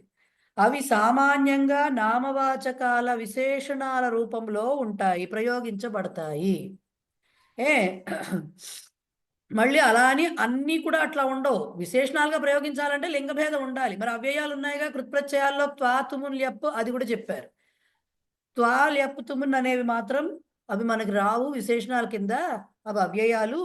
తవతు తా మొదలైనవి మాత్రం మీకు విశేషణాల కింద వస్తాయి అన్నారు. మీరు ఇంతవరకు ఆ ప్రయోగాలు చెయ్యలేదు. ఓకే, ఇప్పుడు అంటే ఏమిటి మరి వారి బాధ ఏంటి, అలా చెప్తే అర్థం ఏంటి అంటే, మనం ఏం చెప్తున్నాం వాక్యము, రామ పాఠం పఠితవాన్ అని వదిలేస్తున్నాం అక్కడికి. రామ పాఠం పఠితవాన్ అని మొట్టమొదటి నుంచి మనకి శిబిరం దగ్గర నుంచి కూడా ఏం చెప్తారు, పఠితవాన్ అని చెప్పేయండి అనేస్తాం కదా. మీరు అపఠత్తు, మరి ఎందుకు తవతుకు వెళ్ళాము మనం, అసలు యాక్చువల్గా తవతుకు ఎందుకు వెళ్ళాము, అపఠత్ అని వాడకుండా అపఠత్ అని లంగ్లకార రూపం ఉపయోగించడం బిగిన్ చేస్తే 3 పురుషులు గుర్తుపెట్టుకోవాలి, 3 వచనాలు గుర్తుపెట్టుకోవాలి. అక్కడ సహా వస్తే ఒకటి రాయాలి, త్వం వస్తే ఇంకోటి రాయాలి, తే వస్తే ఒకటి రాయాలి, యూఎం వస్తే ఇంకోటి రాయాలి, అహం వస్తే ఇంకోటి రాయాలి. ఈ బాధలు తప్పించడానికి ఫస్ట్ స్టెప్లో ఏం చెప్పారు, అబ్బాయి ఇంత కష్టం కాదు, నువ్వు బెల్లం ముక్క తిన్నంత ఈజీ అని తావుతూ చెప్పేశారు. చెప్పేసి ఏం చేశారు, సహా పఠితవాన్, త్వం పఠితవాన్, అహం పఠితవాన్, తే పఠితవంతః, యూఎం పఠితవంతః, వయం పఠితవంతః. ఎంత ఈజీగా ఉంది. అప్పుడు బాగా హాయిగా ఎంజాయ్ చేసేసాం. ఇప్పుడు ఏం చెప్తున్నారు, అబ్బే అది కాదు, అది క్రియాపదం కింద లెక్క రాదు బాబు. మరి ఎలాగ క్రియాపదంలానే వాడుతున్నాగా, ఎందుకు లెక్క రాదు అంటే, దానికి పక్కన ఎప్పుడైతే ఇలా పెట్టామో క్రియాపదానికి లింగభేదం ఉండదు. యాక్చువల్గా ఒక వాక్యం ఇచ్చి మీకు క్రియాపదము అంటే ఖచ్చితంగా లకార రూపమే అయి ఉండాలి. క్రియాపదం ఏమిటి అంటే దాంట్లో లకార రూపమే అయి ఉండాలి. అందుకని ఒక్కసారి వెనక్కి వెళితే, మీరు ఒకసారి రీల్స్ తిప్పండి వెనక్కి, ఇళ్ళ గుండ్రాలు తిప్పుకోండి, పరిచయాలో చివరిలో క్రియాపదం ఐడెంటిఫై చేయండి అంటారు. అన్వయ క్రమంలో బాక్సులు కట్టారు కదా, ప్రథమ విభక్తి ద్వితీయ విభక్తి అని రాసినప్పుడు క్రియాపదం ఫస్ట్ ఐడెంటిఫై చేస్తారు. ఎక్కడైనా ఆ శ్లోకాల్లో చూడండి, మీకు ఇచ్చిన ఆ శ్లోకాలు అన్వయ క్రమంలో ఇచ్చిన శ్లోకాలకి క్రియాపదం అంటే ఒక లకార రూపం, ఏదో ఒక లకార రూపం కావచ్చు. అది మనం చదవని లిట్ కూడా కావచ్చు, దదర్శానో ఇలాంటి లిట్ లకారం అవ్వచ్చు. కానీ ఏదో ఒక లకార రూపమే ఉంటుంది. కానీ దృష్టవాన్, పఠితవాన్, లేకపోతే ఉక్తవాన్ ఇలాంటి మాటలు రావు. ఎక్కడ చూడండి కావాలంటే, ఎక్కడైనా చూడండి, శ్లోకాల్లో చూస్తే మీకు అది రాదు. ఓకే, ఎందుకు రాదు అంటే క్రియాపదం లేని వాక్యం ఉండదు. అవునా? అది అందరూ ఒప్పుకుంటారు కదా. వాక్యానికి ముందు క్రియాపదం అనేది ఒకటి ఉండాలి. ఒక క్రియ మొదలెడితే ఎవడు చేశాడు, ఎందుకు చేశాడు, ఏం చేశాడు, ఇన్ని క్వశ్చన్స్ వస్తాయి. అసలు క్రియ లేకపోతే వాడు అక్కడ ఉన్నాడు అంతవరకు వాడు అంటే అర్థం ఉండదు దానికి. వాడు ఏం చేస్తున్నాడు, కూర్చున్నాడా, పడుకున్నాడా, నుంచున్నాడా, ఇన్ని వస్తేనే, క్రియ వస్తేనే ప్రాణం వస్తుంది వాక్యానికి. సో క్రియాపదం అంటే ఎప్పుడు లకార రూపమే, అంటే తింగంత రూపమే క్రియాపదం కింద లెక్క అవుతుంది. మరి ఇప్పుడు మనం రాస్తున్నాం కదండి, అదే అర్థంలో రాస్తున్నాం కదా, పఠితవాన్ ఆర్ పఠితవతి ఆర్ పఠితవత ఆర్ పఠితవంత రాస్తున్నాం కదండి, రాస్తున్నాం, తప్పలేదు. అయితే ఇప్పుడు మనం కొంచెం పెద్దవాళ్ళం అయ్యాం కదా, 1 year చదువుకుని సీనియర్స్ అయ్యాం కదా, కొంచెం ఇప్పుడు శిక్షాకు వచ్చాం కదా. ఇప్పుడు తెలుసుకోవాల్సింది ఏంటి, అది కృత్ప్రత్యయ రూపమే, అర్థం వస్తుంది, కానీ అది వాక్యం పూర్తి కాదు. పఠితవాన్ అక్కడ మళ్ళీ అస్తి అను, అస్మి అను, అసి అను ఇవి ఉండాలి. లేకపోతే ఆసీతను, ఆసన్నను, ఇలాంటి ఆసీహను ఉండాలి. లేకపోతే భవతి అది ఉంటుంది కదా, భూధాతుది, అదైనా ఉండాలి. కొన్ని అంటే ఆ అవసరాన్ని బట్టి. అందుకనే మీకు పరిచయాల్లో స్యాత్ అనే ప్రయోగం వచ్చింది, గుర్తుందా? పఠితవాన్ స్యాత్ వచ్చిందా? అప్పుడు కూడా చెప్పా, అది క్రియాపదం అవ్వదు. క్రియాపదం అంటే లకార రూపమే. సో ఈ అసధాతు యొక్క రూపాలు పక్కన వస్తూ ఉంటాయి. ఏదో ఒక అక్కడ అవసరాన్ని బట్టి ఏదో ఒక లకారంలో ఏదో ఒక కాలంలో వస్తాయి, టెన్స్లో. రైట్? సో అందుకని ఇప్పుడు గుర్తుపెట్టుకోవాలి. ఎందుకు ఇంత స్ట్రెస్ చేస్తున్నాను దీని మీద, రేపొద్దున అన్వయ రచన చేసి నేర్చుకుంటాం కదా మనము. దానిలో క్రియాపదం పట్టుకురండి అంటే మీరు క్రియాపదమే పట్టుకోవాలి, అక్కడ తవత రూపాలు ఉండవు. ఒకవేళ తప్రత్యయ రూపాలు కనబడుతున్నా అక్కడ తప్రత్యయ రూపాలు కనబడతాయి అప్పుడప్పుడు శ్లోకాల్లో. తాప్రత్యయ రూపాలు గతేతు తస్మిన్ అన్న చోట కతేతు తస్మిన్ భరతే అది చదువుకున్నాం కదా శ్లోకం. తాప్రత్యయ రూపం కనబడుతోంది, కానీ అది క్రియాపదం కాదు, అది విశేషణంగానో లేకపోతే వేరే ప్రయోగంలోనూ వాడతారు దాన్ని. ఓకే, సో క్రియాపదం అంటే ఎప్పుడూ కూడా లకార రూపం. అంటే ఇది వెరీ బేసిక్ లెవెల్లో నేను చెప్తున్నానండి, మనకు అర్థం అవ్వాల్సిన ఆ బేసిక్ లెవెలే కదా, మనకు పెద్ద పెద్ద పాండిత్యాలు మనకు అక్కర్లేదు కాబట్టి. సో క్రియాపదం అంటే ఎప్పుడు కూడా లకార రూపమే, అంటే తింగ్ ప్రత్యయ రూపమే, అది గుర్తుపెట్టుకోండి. ఎనీ టెన్స్, ఏదో ఒక టెన్స్ మీకు ప్రతిసారి అపఠత్తనో అభవత్తనో కనిపించక్కర్లా, లేకపోతే పఠతి అనో భవతి అనో కనిపించక్కర్లా. భవేత్ ఉండొచ్చు, భూయాత్ ఉండొచ్చు, బభూవా ఉండొచ్చు, ఏదో ఒక లకార రూపం ఉండొచ్చు. ఓకే, సో ఇది దానికి సంబంధించిన కృత్ప్రత్యయానికి తింగ్ ప్రత్యయం ఏమిటి ప్రాబ్లం అంటే ఇదనమాట. కానీ త్వాల్యప్పు తుమును ఉన్నాయనుకోండి, వాటితో ఆ సమస్య లేదు పాపం. అవి అంతే, వాటికే బతుకుతూ ఉంటాయి. అవి అవ్యయాలు, వాటికి పోరు పొక్కు ఉండదు వాటికి పాపం, కాబట్టి వాటంతటా ఉంటాయి అవి. సో ఇది బేసిక్గా తెలుసుకోవాల్సిన విషయం అండి. అందుకని ఎప్పుడైనా వాక్యం నెమ్మదిగా ఇంప్రొవైజ్ చేసుకుంటున్నప్పుడు, వాక్యం రాసేటప్పుడు అహం పాఠం పఠితవాన్ ఆసం అని రాయాలి, ఆర్ అస్మి అని రాయాలి. అది కరెక్ట్ వాక్యం. సహా పాఠం పఠితవాన్ అస్తి ఆర్ ఆసీత్. ఆసీత్ ఎప్పుడు రాస్తాం, అస్థి ఎప్పుడు రాస్తాం అంటే అవసరాన్ని బట్టి. ఇప్పుడు అవుతుంటే అస్థి రాసుకోవచ్చు. ఇప్పుడు నేను చదివేశానని ఇప్పుడే చెప్పాను అనుకోండి, నేను అప్పుడు అస్థి రాసుకోవచ్చు. ఇప్పుడు నిన్న మొన్న చేస్తే ఆసీత్, అది అవసరాన్ని బట్టి, అంతకుమించి ఏమీ లేదు. రైట్? లేకపోతే స్యాత్, పఠితవాన్ స్యాత్ చెప్పామనుకోండి, అయి ఉండొచ్చు, చదివేసి ఉండొచ్చు అంటే వాడు చదివేశాడు, ఇది అయి ఉండొచ్చు అని మనం ఊహిస్తున్నాం. రైట్? ఇలాగా వస్తాయి ఇవన్నీ. మీరు ఎప్పుడు పెట్టుకోవాలంటే, మీకు ఇంప్రూవ్ చేసుకోవాలి మిమ్మల్ని మీరు అంటే చదవాలండి పుస్తకాలు, కథల పుస్తకాలు. అంటే పద్యాలు ప్రతిదీ మనం చదివి మనంతటా మనం అర్థం చేసుకోవడం అనేది కొంచెం కష్టమైనది. గద్యం అర్థం చేసుకోవచ్చు. సో చిన్న చిన్న కథలుగా ఉన్నవి మీరు ఎప్పటికప్పుడు ఒక లెవెల్ పెరుగుతూ వస్తున్నప్పుడు ఆల్రెడీ నేర్చుకున్న గ్రామర్ ఏదైతే ఉందో దానికి సంబంధించిన పాయింట్లు మీరు రికగ్నైజ్ చేయగలుగుతున్నారా లేదా, దాంట్లో దాని యూసేజ్ ఎలా వస్తుంది, దాంట్లో ఇవి అబ్జర్వ్ చేస్తూ వెళ్ళినప్పుడు ఏమవుతుందంటే మీ రైటింగ్లో ఇంప్రూవ్మెంట్ కనపడుతుంది. అంటే అందంగా రాస్తారని కాదు, చక్కగా రాస్తారు తప్పులు లేకుండా అని చెప్పడం. ఓకేనా? అది అబ్జర్వ్ చేసుకోవాలి ఎక్కడైనా సరే. ఓకే, ఒక వాక్యం 2-3 వాక్యాలు చదివారు, చిన్న పారా చదివారు అనగానే దాంట్లో మీకు ప్రత్యయాలు వచ్చాయా, విశేష భావం వచ్చిందా, ఎలా వాడారు, ఎంత లెవెల్లో దాన్ని తీసుకొచ్చారు, ఎలా స్ప్లిట్ చేశారు, ఇవన్నీ అబ్జర్వ్ చేసుకోవాలి. అదండి మన ప్రత్యయం కథ. ఇకపోతే ఒకసారి వాక్యాలు చదువుతాను, వినండి. రావు గారు చెప్పండి సార్. కృదంతంలో కృతికి ఏమన్నా అర్థం ఉందా, లేకపోతే ఇప్పుడు శుభంతంలో మరి కృదంతంలో క్రూ యొక్క అర్థం ఉందా దానికి? అంటే మనం కరణే అంటాం కాబట్టి జనరల్ గా క్రియాపదంకి వాడతాం కాబట్టి అలా వచ్చిందేమో నా ఊహ అండి, నాకు తెలియదు, నాకు కూడా క్లియర్ గా తెలియదు. ఓకే. రైట్. చూడండి వాక్యాలు చూడండి. ఛాత్ర పఠన్ నిద్రాం కృతవాన్. ఛాత్ర పఠన్ నిద్రాం కృతవాన్ అన్నారు. ఓకే, మరి ఇక్కడ అస్థి ఆసితులు ఏం రాయలేదు ఏమిటండి అంటే గద్యం కాబట్టి మీకు అవి రాసినా రాయకపోయినా అంటే వాక్యాల రూపంలో ఉన్నాయి, శ్లోకాలు కాదు కాబట్టి అలాంటివన్నీ నడిచిపోతాయి, అందుకని రాశారు. వ్యావహారికంగా అంటే గ్రాంథిక భాష అంటే పుస్తక గ్రంథస్థమైన భాష కదా, దాంట్లో ఆ రూల్స్ అన్ని కంపల్సరీ ఫాలో అవుతారు. ఇలాగ మనం మామూలు జస్ట్ చెప్పుకోవడం వ్యావహారికం కాబట్టి మనం మాట్లాడినట్టుగానే పుస్తకంలో రాయం కదా, మనం రాసేటప్పుడు ఏమన్నా మనం ఎదురు బదురు కూర్చుని మాట్లాడుకున్నట్టుగా రాయం కదా, ఆ లాంగ్వేజ్కి ఈ లాంగ్వేజ్కి డిఫరెన్స్ వస్తుంది జనరల్గా. సో అదనమాట, అంతమించి చేయలేదు.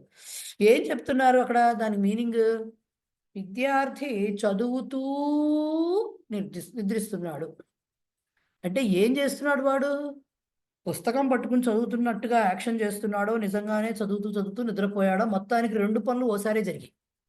వాడు చదువుతూ చదువుతూ డింగ్ డింగ్ అని కొంతమందికి ఇలా ఊగుతూ చదవడం అలవాటు ఉంటుంది, వాళ్ళు నిద్రపోతారు కూడా అప్పుడప్పుడు డమ్మని పడిపోయి ముందుకి. సో చదువుతూ నిద్రిస్తున్నాడు, ఆ తూ అని దీర్ఘం తీస్తున్నామే మనము, అక్కడ రెండో క్రియ కూడా వస్తుంది. అంటే చదవడం ఒక్కటే క్రియ అవ్వట్ల, అక్కడ రెండో క్రియ, అసలు క్రియ ఏమో జరుగుతుంది కూడా, నిద్రపోతున్నాడు వాడు. సో చదువుతూ నిద్రపోతున్నాడు వాడు. అట్లాగే రెండో వాక్యం బాలహ క్రీడన్ ముదితవాన్. పిల్లలు ఆడుకునే పిల్లల్ని చూస్తే వాళ్ళు కేరింతలు కొడుతూ ఆడుతూ ఉంటారు, రైట్? మనం కొడుతూ అంటామే, నవ్వుకుంటూ ఆడుతున్నారు, నవ్వుతూ ఆడుతున్నారు. అదే ఆడుతూ సంతోషిస్తున్నట్ట బాలుడు, ఆడుతూ అంటున్నాం అంటే వాడికి ఆటలో సంతోషం వస్తోంది, అది వాడి ముఖంలో ప్రతిఫలిస్తోంది. సో ఆ సంతోషపడడం అనేది ఆడటం అనే క్రియ జరుగుతున్నప్పుడే జరుగుతుంది, సైమల్టేనియస్గా జరుగుతుంది. రెండు క్రియలు, వాడు ఆడటము జరుగుతోంది, వాడు సంతోషపడడం కూడా జరుగుతోంది, ఒకే టైంలో రెండు క్రియలు జరుగుతున్నాయి. రెండు క్రియలు అలా ఒకే టైంలో జరుగుతున్నప్పుడు ఏం చేస్తారు అంటే, ఒక క్రియకి ఇప్పుడు పఠన్ క్రీడన్ ఇలాంటి రూపాలు ఇచ్చారే, వాటినే శత్రు రూపాలు అంటారు, శత్రు ప్రత్యయ రూపాలు అలాంటివి వస్తాయన్నమాట. అలాగే సహ నమన్ ప్రార్థయతి. సహ ప్రార్థయతి అంటే మనకు తెలియదు, అతను ప్రార్థిస్తున్నాడు. ప్రార్థించడానికి చేతులు జోడించక్కర్లేదు కదా, చేతులు మామూలుగా నుంచుని కూడా ప్రార్థించవచ్చు, ఇలాగా కూర్చుని కూడా ప్రార్థించవచ్చు, కళ్ళు మూసుకుని కూడా ప్రార్థించవచ్చు, కళ్ళు తెరుచుకుని ప్రార్థించవచ్చు. కానీ వాళ్ళు ఏం చెప్తున్నారు, నమన్ ప్రార్థయతి, నమస్కారం చేస్తూ ప్రార్థిస్తున్నాడు. ప్రార్థన జరుగుతున్నది కానీ ఏం జరుగుతోంది, వాడు నమస్కార ముద్ర పెట్టాడు, నమస్కారం చేస్తూ ప్రార్థిస్తున్నాడు. అశోక గచ్చన్ ధేనుం దృష్టవాన్. అశోకుడు దారిలో వెళుతున్నాడండి, వెళుతుంటే దారిలో ఒక ఆవు కనపడింది వాడికి. సో అశోక వెళుతూ ఆవును చూశాడు. మనం దాన్ని తెలుగులో మనం మామూలుగా ఎలా మాట్లాడతాం, నేను వెళుతూ ఉంటే ఒక ఆవు కనపడింది అన్నాం అనుకోండి, వెళుతూ ఉంటే అంటే జరుగుతోంది అక్కడ, ఇంకా మనం వెళ్ళడం ఆపేలా, మనం వెళుతూ ఉన్నాం, మనం వెళ్ళడం అనే క్రియ జరుగుతోంది, అక్కడ ఆవును చూడటం అనే క్రియ జరుగుతోంది. రెండు క్రియలు ఒకే సమయంలో జరుగుతున్నాయి, రైట్? అలాగే భక్త దేవ పశ్యన్ ప్రదక్షిణం కృతవాన్. ఇక్కడ కూడా ఇందాక నమన్ లాగానే అండి, వాడు ఎటో గాలిలో చూస్తూ వెళ్ళట్లా, దేవుణ్ణి చూస్తూ ప్రదక్షిణ చేస్తున్నట్ట. సో దేవుణ్ణి చూడటం అనే క్రియ, వాడి కాళ్ళు ప్రదక్షిణం చేయడం అనే క్రియ, రెండు సైమల్టేనియస్గా జరుగుతున్నాయి. జస్ట్ రూపాలు చూడండి, ఇవన్నీ ఎలా వచ్చాయి ఏంటనేది ఇదంతా మళ్ళీ చెప్తాను నేను. ఏషః చాయం పిబన్, అంతేగా, చాయం పిబన్ కార్యమేవ విస్మృతవాన్. ఇది జనరల్గా చాలా మందికి మనలో జరుగుతూ ఉంటుంది. మనకు అయితే ఉల్టా, పని చేస్తూ ఇది మర్చిపోతూ ఉంటాం. వీడు తాగుతూ, కొంతమంది తిండి ఆవులో పడితే పనులు మర్చిపోతారట. వీడు ఏషః, ఇతడు టీని తాగుతూ పనిని మర్చిపోయాడు, టీ తాగడంలో బిజీ అయిపోయాడు, దాన్ని మర్చిపోయాడు. మనకి చాలా మందికి ఇది జరిగే విషయమే ఇది. యహ ధావన్ ఆగతవాన్ సహ గోపాలః. ఏం చెప్తున్నారు ఇక్కడ, ఇది చూడండి, ఇది వాక్య ప్రయోగం. ఎవరో కనిపిస్తారు మనకి, వాళ్ళు ఎవరో మనకు తెలియదు, మన పక్క వాళ్ళకి తెలియదు వాళ్ళు ఎవరో, మనకు తెలుసు, చెప్పాలి. గోపాల్ గోపాల్ అంటున్నానే, అదిగో వాడే వస్తున్నాడే పరిగెడుతూ, వాడు ఎవరైతే పరిగెడుతూ వస్తున్నాడో ధావన్న ఆగతవాన్, ఎవడైతే యహ ధావన్న ఆగతవాన్ సహా గోపాలః, ఎవడైతే పరిగెడుతూ వస్తున్నాడో అతడే గోపాలుడు. ఎందుకంటే మనకు తెలుసు వాడెవడో, పక్కవాడికి తెలియదు పాపం, వాడికి చెప్పాలి. ఎలా చెప్తాం? ఇలా ఏదో ఆ జడలో పువ్వు పెట్టుకుందే ఆ అమ్మాయి, అదిగో అరుస్తున్నారే వాళ్ళే, ఇందాక మా ఇంటికి వచ్చి, ఇలా చెప్తాం చూడండి. అది ధావన్న ఆగతవాన్, ఎవరైతే పరిగెడుతూ వచ్చాడో అతనే గోపాల్. వటుహు శ్లోకం స్మరన్ ఉచ్చారితవాన్, వటుహు అంటే బ్రహ్మచారి, అంటే ఒడుగైన పిల్లాడు, ఉపనయనం అయినటువంటి బ్రహ్మచారిని వటుహు అంటారు కదా. అతడు శ్లోకం స్మరన్, శ్లోకం గుర్తు తెచ్చుకుంటూ, అంటే బ్రెయిన్లో అది గుర్తొస్తూ ఉంది, దాన్ని గుర్తు తెచ్చుకుంటూ ఉచ్చారితవాన్ బయటికి చెప్తున్నాడు. మనం బయటికి ఏమైనా చెప్తుంటే లోపల కూడా మనకు తిరుగుతూ ఉంటుంది కదా, ఇది చెప్తూ మనకు అది కాదు తిరుగుతూ ఉంటుంది, అదనమాట స్మరన్. రజకః వస్త్రం క్షాళయన్ తిష్టతి, ఉతుకుతూ అక్కడ ఉన్నట్ట, నుంచున్నాడో ఏదో మొత్తానికి ఉతుకుతూ, వస్త్రంను ఉతుకుతూ అక్కడ ఉన్నాడు. ఓకే, అక్కడ ఉండడము జరుగుతోంది. క్షాళయతి అనొచ్చు కదండి, అనొచ్చు, కానీ అక్కడ కాదు, క్షాళయన్ తిష్టతి అంటున్నారు బేసిక్గా అక్కడ. ఓకే, అలాగే లేఖకః లిఖన్ ఏవ గానం శృణోతి, కొంతమందికి అలవాటు ఉంటుంది ఏదైనా రాసుకునేటప్పుడు చదువుకునేప్పుడు పాటలు వింటూ ఉండడం అనేది, చాలా మందికి ఉంటుంది అట్లాంటిది. పాటలు వింటూ ఆ పాటల మీద కాన్సన్ట్రేషన్, అంటే ఆ పాటలు వింటుంటేనే వీళ్ళకి రాత అనేది జరుగుతుంది. సో ఇది ఏం చెప్తున్నాడు? ఆ లేఖకః లిఖన్ ఏవ, రాస్తూనే, రాస్తూ అంటారు అక్కడ, ఏవా చెప్పారు కాబట్టి రాస్తూనే ఏం చేశాడు? గానం శృణోతి, పాటలు వింటున్నాడు, రాస్తూ పాటలు వింటున్నాడు, ఆరు పాటలు వింటూ రాస్తున్నాడు, అలా కూడా చెప్పుకోవచ్చు. ఆ వాక్యం వేరే రకంగా వస్తుంది. శిశువు స్ఖలన్ పతితవాన్, పిల్లలు ఎలా నడుస్తారండి? అప్పుడే అడుగులు వచ్చిన పిల్లలు ఎలా నడుస్తారు? తడబడుతూ నడుస్తారు, వాబ్లింగ్ అంటారు కదా. ఇలా ఇలా ఇష్టం వచ్చినట్టు ఇలా, అప్పుడే సరిగ్గా అడుగు స్థిరంగా పడదు వాళ్ళకి. సో స్ఖలన్ అంటే అలా తడబడుతూ చివరికి ఏమయ్యాడు? బ్యాలెన్స్ అవ్వక పడిపోయాడు. పతితవాన్ స్ఖలన్. నెక్స్ట్ గాయకౌ, అక్కడ వరకు మీకు వచ్చింది కదా, వచ్చినవన్నీ అన్న వినబడుతున్నాయి. అవన్నీ కూడా అలా వచ్చే రూపాలన్నీ పుంలింగంలో ఉన్నట్లు, ఏకవచనంలో ఉన్నట్లు. ఇప్పుడు వస్తున్నవి ఇంతేనా? శత్రుప్రత్యయం ఇంతేనా చెప్తారా? కాదండి, ఇంకా చాలా ఉంది. జస్ట్ వాళ్ళు ముందు వాక్యం ఎలా ఫామ్ అవుతుందో చెప్తున్నారు. గాయకౌ, ఇప్పుడు ద్వివచనం వచ్చింది, ఇద్దరు గాయకులు. గాయంతౌ, పాట పాడుతూ. నేత్రే, రెండు కళ్ళను. నిమీలితవంతౌ, కళ్ళు మూసుకున్నారు. పాటలు పాడేటప్పుడు కొంతమంది కళ్ళు మూసుకుంటారు, అది అలవాటుగా ఉంటుంది కొంతమందికి. సో ఇప్పుడు ఈ వాక్యం చూస్తే మీరు అన్ని శబ్దాలు ద్వివచనంలోనే ఉన్నాయి. గాయకౌ, గాయంతౌ, నేత్రే, నిమీలితవంతౌ.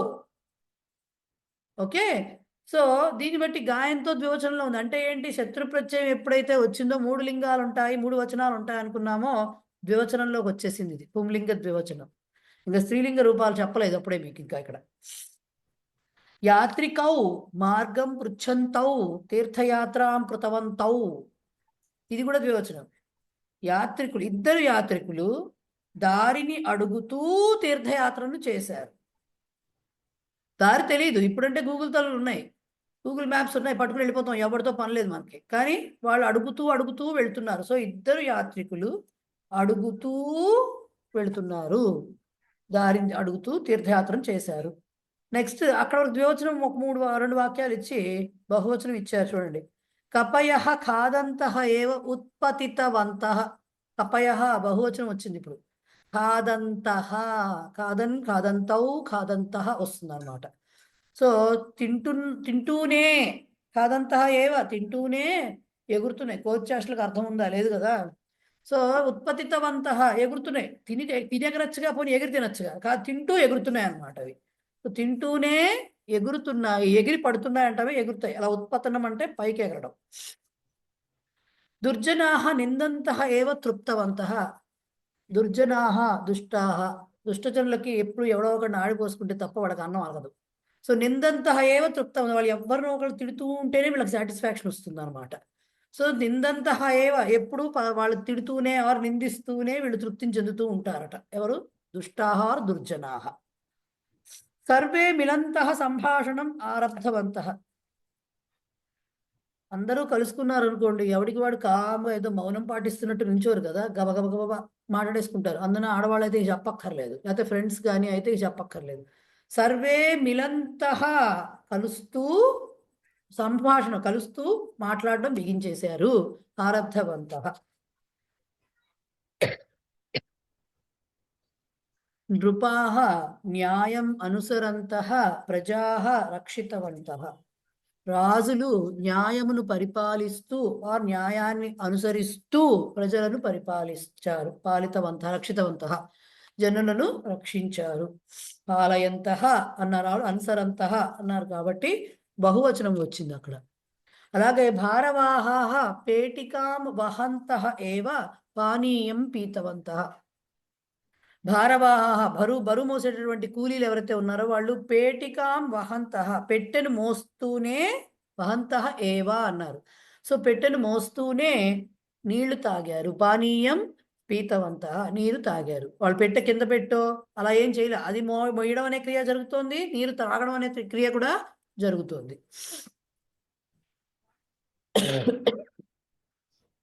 ఆరక్షకాః సర్వాన్ పరిశీలయంతః అగ్రే గతవంతః. పోలీసులు ఆరక్షకాః సర్వాన్ అందరినీ పరిశీలయంతః పరిశీలిస్తూ అగ్రే గతవంతః ముందుకు వెళ్ళారు.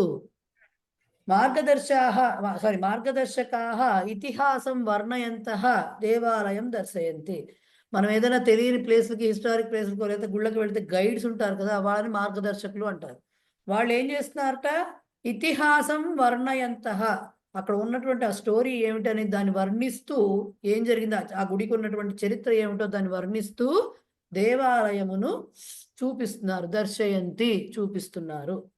సో ఇవన్నీ కూడా దీంట్లో వచ్చినటువంటి ఆ బోల్డ్ లెటర్స్లో రాసినటువంటి పదాలన్నీ కూడా శత్రు ప్రత్యయ రూపాలు అంటారు. అవి కూడా ఇక్కడ పుంలింగంలో ఉన్నాయి. అది ఏకవచనం అవ్వచ్చు, ద్వివచనం అవ్వచ్చు, బహువచనం అవ్వచ్చు, పుంలింగంలో ఉన్నాయన్నమాట.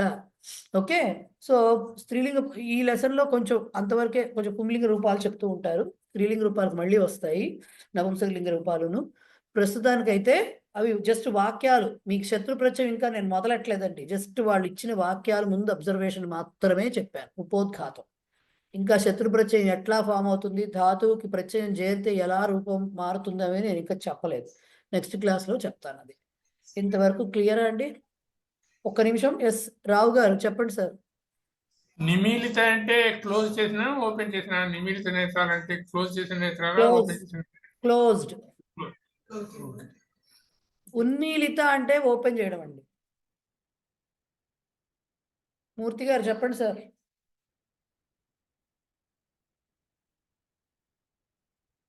సార్ మ్యూట్లో ఉన్నారు. మ్యూట్లో ఉన్నారు సార్. మూర్తి గారు మ్యూట్లో ఉన్నా. రైట్. ఇప్పుడు మీరు చెప్తున్న ఈ శత్రు ప్రత్యయం అన్నది కర్తృపదాన్ని అనుసరిస్తుంది ఖచ్చితంగా, అదే అనిపిస్తున్నారు కదా, అంతే కదమ్మా? తర్వాత ఇది లింగ వచన విభక్తులు కూడా దీనికి సంబంధం ఉంటుందా? ఈ ఖచ్చితంగా ఉంటుంది. లింగ వచన విభక్తులు కూడా మారిపోతుంది, ఇది ఈ శత్రు ప్రత్యయం అన్నది మారిపోతూ ఉంటుంది. తర్వాత ఇప్పుడు ఇది అంటే నేను అర్థం చేసుకోవడానికి మామూలుగా వైల్ ఈటింగ్ అంతే అన్న అర్థమేనా ఇది? అంతే. వైల్ ఈటింగ్ అంతే. He is watching the movie. అంతే అంతే అంతే కదమ్మా? అంతే. ఓకే. యాక్చువల్గా వాక్యాలు ఒకటే చెప్పాను, ఇంకా అసలు శత్రు ప్రత్యయం నేను చెప్తున్నాను. శత్రు ప్రత్యయం అనేది ఎలా ఉంటుంది, ఏ సందర్భంలో వాడతాము, ఎలాగా మనం ఆ యూసేజ్ అనేది ఎలా ఉంటుంది అనేది నేను ఇంకా చెప్పలేదు మీకు. జస్ట్ వాక్యాల వరకే చెప్పాను నేను, వాళ్ళు ఇచ్చిన వాక్యాలు. తర్వాత స్టార్ట్ అవుతుంది, స్టార్ట్ అయినప్పుడు ఇంకా డీటెయిల్డ్గా చెప్పడం జరుగుతుంది. ఇంకెవరికైనా ఏమైనా డౌట్స్ ఉన్నాయా? లేదంటే నేను ప్రహేళిక, ఇంకా ఇప్పుడు గ్రామర్ పార్ట్ ఇవాళకి ఫస్ట్ క్లాస్ కాబట్టి చాలు, ప్రహేళిక అవి చెప్తాను. ఏమైనా డౌట్స్ ఉంటే అడగచ్చు. ఎస్ మల్లీశ్వరి చెప్పండి. మేడం, ఇందాక సూక్తిలో ప్రవృత్తయ అని చెప్పారు కదా, ప్రవృత్తి అంటే వృత్తి అనేది కూడా స్త్రీలింగమా? వృత్తి వృత్తి First. ప్రవృత్తి వృత్తిః. స్త్రీలింగ శబ్దాలు మతి శబ్దంలా వస్తాయి అవి. వృత్తి ప్రవృత్తి అనేది కూడా స్త్రీలింగమే అంతే. అన్నారు. అంటే అంతే. ప్ర అనేది ఉపసర్గ అంతేగా ma'am? ప్ర ఆ, అనేది ఉపసర్గ. ఉపసర్గే కానీ ధాతువులకే రావాలని లేదు కదా ఉపసర్గలు. నామపదాలు కూడా రావచ్చు. ఓకే. సంధి ఓకే. అదే అంటే అక్కడ సందయాల అది ఉపసర్గేనా లేకపోతే దానికి వేరే పదమా అని డౌట్ వచ్చింది ఒకటి. లేదు. అదొక డౌట్ వచ్చింది. ఇది మన పాఠానికి సంబంధించింది కాదు కానీ మ్యామ్. కారితవాన్ అంటే కారితవాన్ ఆ, ఫోర్త్ అంటే లెవెల్ అర్థం ఏంటి ma'am? ఫోర్త్ లెవెల్లో రావాల్సింది ఇప్పుడే వచ్చింది అనుకోండి, ఎలా ఉంటుంది? అన్నప్రాసన రోజు ఓహో. ఉంటుంది. బట్ స్టిల్ చెప్తా, వదిలేదు. అడిగారు కాబట్టి చెప్తా. వాక్యం మీకు- చెప్తాను మ్యామ్. మీకు వాక్యం లేదు. చెప్తా. అక్కర్లేదు, నేను చెప్తా ఉండండి. ఆ. ఛాత్ర పాఠం పఠతి అంటే అర్థం ఏంటి? ఛాత్రః పాఠం విద్యార్థి పఠతి. పాఠం చదివాడు. విద్యార్థి చదివాడు, పాఠం చదివాడు. చదివాడు కాదు, పఠతి అన్నారు. చదువుతున్నాడు. పఠతి చదువుతున్నాడు. సారీ, కాలాలు చదువుతున్నాడు. మార్చకూడదు. ఓకే, ఇప్పుడు ఆ, ఇంకో వాక్యం ఆ. చెప్తా. శిక్షకః పాఠం పాఠయతి. అప్పుడు శిక్షకుడు పాఠాన్ని చదివిస్తున్నాడు. వచ్చిందా? పఠతి పాఠయతి అయింది అక్కడికి. నెక్స్ట్ సహా తత్ర తిష్టతి. చెప్పండి. ఓ, సహ తత్ర తిష్టతి. అతను అక్కడ ఉన్నాడు. ఉంటున్నాడు. కృతవాన్ కారితవాన్. ఉంటున్నాడు. Stays there. ఉంటున్నాడు. నెక్స్ట్ సహ పుస్తకం తత్ర స్థాపయతి. అతను పుస్తకాన్ని అక్కడ చాడు. పెడుతున్నాడు. పెట్టించాడు. అతను ఉండడం వేరు, అతను ఉంచడం వేరు. చదవటం ఆ. వేరు, చదివించటం వేరు. ఇప్పుడు చెప్తానుండండి. ఆ. సహ సేవిక కార్యం కరోతి అంటే అర్థం సేవిక పని పని చేస్తున్నది. చేస్తున్నది. ఓకే. స్వామిని గృహస్వామిని అనుకోండి. స్వామిని ఆ. కార్యం కారయతి. ఇప్పుడు దీనికి ఆన్సర్ చెప్పండి. చేయిస్తున్నాడు. ఆహా. యజమాని పని చేయిస్తున్నది. గృహస్వామి కార్యం కారయతి అయిందా? ఆరైతే ఏంటి స్నానం? దీన్నే ఇది ప్రెసెంట్ టెన్స్ లో చేయిస్తున్నాడు వచ్చింది కదా. ఇప్పుడు దాన్నే చెప్తా. ఉమ్. సేవిక కార్యం కృతవతి అంటే చెప్పండి. లేదా ఆర్ ఒక్క నిమిషం. సేవక కార్యం కృతవాన్. దీనికి చెప్పండి. కృతవాన్ కారితవాన్. కృతవాన్ చేశాడు. ఆ, నాకంటే తొందరగా ఉంది వారికి. సేవకుడు పని చేశాడు. చేసింది వచ్చేసింది. చేశాడు. చేశాడు. కృతవాన్. ఓకే. చేశాడు. స్వామి. ఓకే, స్వామి కార్యం కారితవాన్. చేయించాడు. యజమాని పని చేయించాడు. మీరే చెప్పారు, నేను చెప్పలా, మీరే చెప్పారు ఆన్సర్. ధన్యవాదాలు మహోదయ్. నాతోనే చెప్పించారు. మీ టాలెంట్ అది. సో అలా కాదు, కొన్ని మనం చేసే ఉంటాయి, మనం చేయించే ఉంటాయి. ఆ చేయించే వాటిని ప్రేరణ చేయడం అంటే మనని చూసి అవతల వాళ్ళు ఇన్స్పిరేషన్ గా తీసుకుని, అర్రే మనం ఆదర్శంగా తీసుకుని చేయడమే కాదు, మనం వేరే వాళ్ళ చేత చేయించడం ఉంటుందే ఆ రకమైన ఇప్పుడు మీ చేత చెప్పించినట్టుగా నా చేత చెప్పించినట్టుగా అనమాట. నేను మీ చేత ఆన్సర్స్ చెప్పించినట్టుగా అనమాట. So okay. అది కాదు మేడం, ఇక్కడ నాకు ఇప్పుడు దర్శయంతి అని వచ్చింది కదా మేడం ఇవాళ. ఏంటండి లాస్ట్ లో దర్శయంతి అని వచ్చింది కదా ఇవాళ. వచ్చింది? ఆవిడ కారితవాన్ అన్నారు కాబట్టి ఆవిడకి అర్థమయ్యేట్టుగా చెప్దాము. చిన్న అర్థం మళ్ళీ ఇవి చెప్తే మళ్ళీ కన్ఫ్యూజ్ అవుతారేమో. దర్శయంతి వచ్చింది కదా, అది కూడా ఇదివరకే వచ్చింది ప్రవేశంలోనే మనకు. అసలు పశ్యంతి అంటే చూస్తున్నారు, దర్శయంతి అంటే చూపిస్తున్నారు. రైట్. చిన్న డౌట్. సార్ ఒక్క నిమిషం సార్, ఒక్క నిమిషం. సో వీటిని ఏమంటారంటే ఇలా చేయించటము, ఇలాంటి వినడం, వినిపించటం, ఇలాంటి వాటిని ఏమంటారంటే అవతల వాళ్ళ చేత చేయించే పనులకి సంబంధించిన ప్రత్యయాలు నిత్య ప్రత్యయాలు అంటారు. వాటి రూపాలు అంటారు. అవి కోవిదాలో వస్తాయండి. మీకు ప్రస్తుతానికి కొంచెంగా తెలిసినటువంటివి, కొంచెం పరిచయమైనటువంటివి ప్రవేశం నుంచి ఏంటంటే స్థాపయతి అనే ఒకటి, పాఠయతి అనేది ఒకటి, చాలయతి అనేది ఒకటి. ఓకే. వాహనం చలతి, చాలక వాహనం చాలయతి. సో అలా చాలయతి ఒకటి, ఇది కారయతి కూడా వచ్చి ఉండకపోవచ్చు. దర్శయతి ఒకటి. ఇవి పాతయతి వచ్చింది. పాఠయతి వచ్చింది. పాతయతి కూడా వచ్చింది. పాతయతి అదే పతతి పాతయతి అది కూడా వచ్చింది. సో ఇలా ఒక 5-6 మాత్రమే మీకు వచ్చాయి. డీటెయిల్డ్ గా మీకు అది దాంట్లో చదువుతారు. ఇక్కడ ఒక కథలో వచ్చింది మేడం. నృపః తథా కారితవాన్ అని వచ్చింది. ఆ అదే. కారితవాన్ అనే పదానికి నాకు అర్థం తెలియక చేయించాడు. కాగితం రాజుగారు పదహేతి కూడా వచ్చింది. చేయించాడు. రాజుగారు చేయడు కదా, చేయిస్తాడు, అందుకని వచ్చింది అట్లాగా. అదే అవన్నీ నిచ్ రూపాలు అంటారు, నిచ్ ప్రత్యయ శబ్ద రూపాలు, నిచ్ ప్రత్యయ రూపాలు అన్ని మనకి ఇప్పుడు క్షాళయతి కూడా అంతేనా అయితే? ఏంటంటే మేడం, క్షాళయతి కాదు, క్షాళయతి కాదు, క్షాళయతి మామూలు వెర్బే. దాని గురించి ఇప్పుడు క్షాళయతి details ఏంటి? చెప్పండి సార్. నెక్స్ట్ అంటే ఆగస్ట్ 25 మాట్లాడుతున్నారు. ఆగస్ట్ 25 శిక్షా ఎగ్జామ్ రాశారు. అడగండి, ఒక్క నిమిషం సార్, నేను పిలుస్తాను, నాకు గుర్తుంది సార్ మీది. శిక్షా ఎగ్జామ్ రాశాక కోవిద క్లాసులు బిగిన్ అయ్యాక అది కూడా లాస్ట్ లో ఎక్కడ వస్తుంది, అప్పటి వరకు నేను మాట్లాడిన దాని గురించి. ఎస్ పురుషోత్తం సార్, చెప్పండి సార్. మయా వైద్యేన భూయతే అని చదివాను. వైద్యేన ఏమిటది? ఏ విభక్త? తృతీయ విభక్త? మయా వైద్యేన తృతీయ మయా భూయతే. వైద్యేన భూయతేనా? సహా వైద్యేన సహా వస్తుంది. కాదు కాదు సార్, ఉండండి ఒక్కసారి వాక్యం. మయా వైద్యేన భూయతేనా?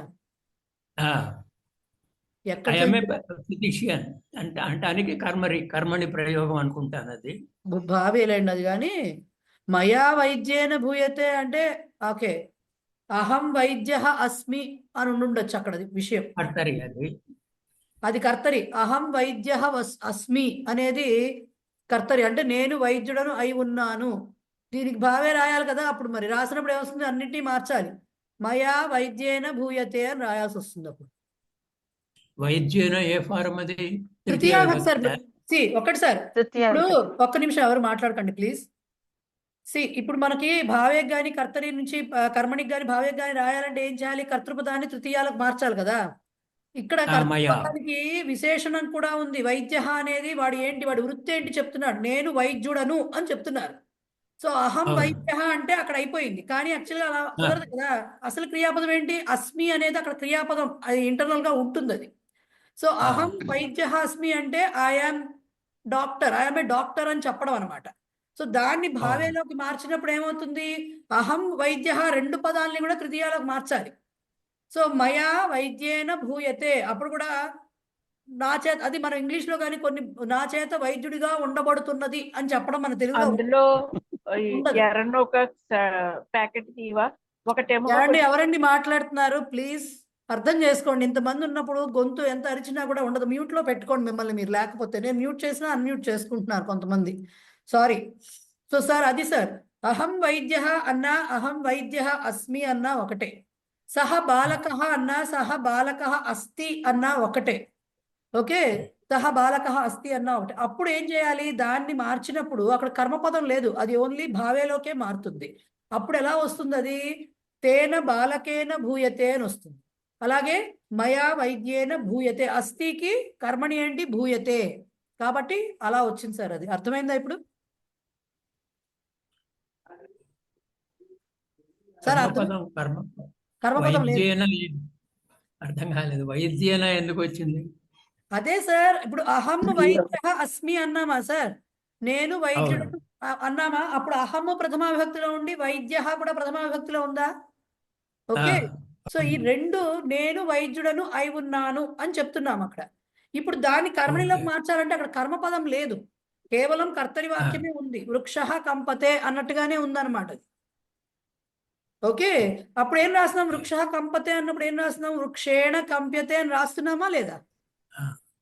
ఇప్పుడు దాన్నే సహ వృక్ష కంపతే అని రాసామనుకుంటాడు. ఆ చెట్టు అని పర్టికులర్ గా చెప్తున్నాం అనుకోండి, సహ వృక్ష కంపతే, మనం ఆ చెట్టును ఒక్క చెట్టు ఇక్కడ పర్టికులర్ గా చూపించి చెప్తున్నాం.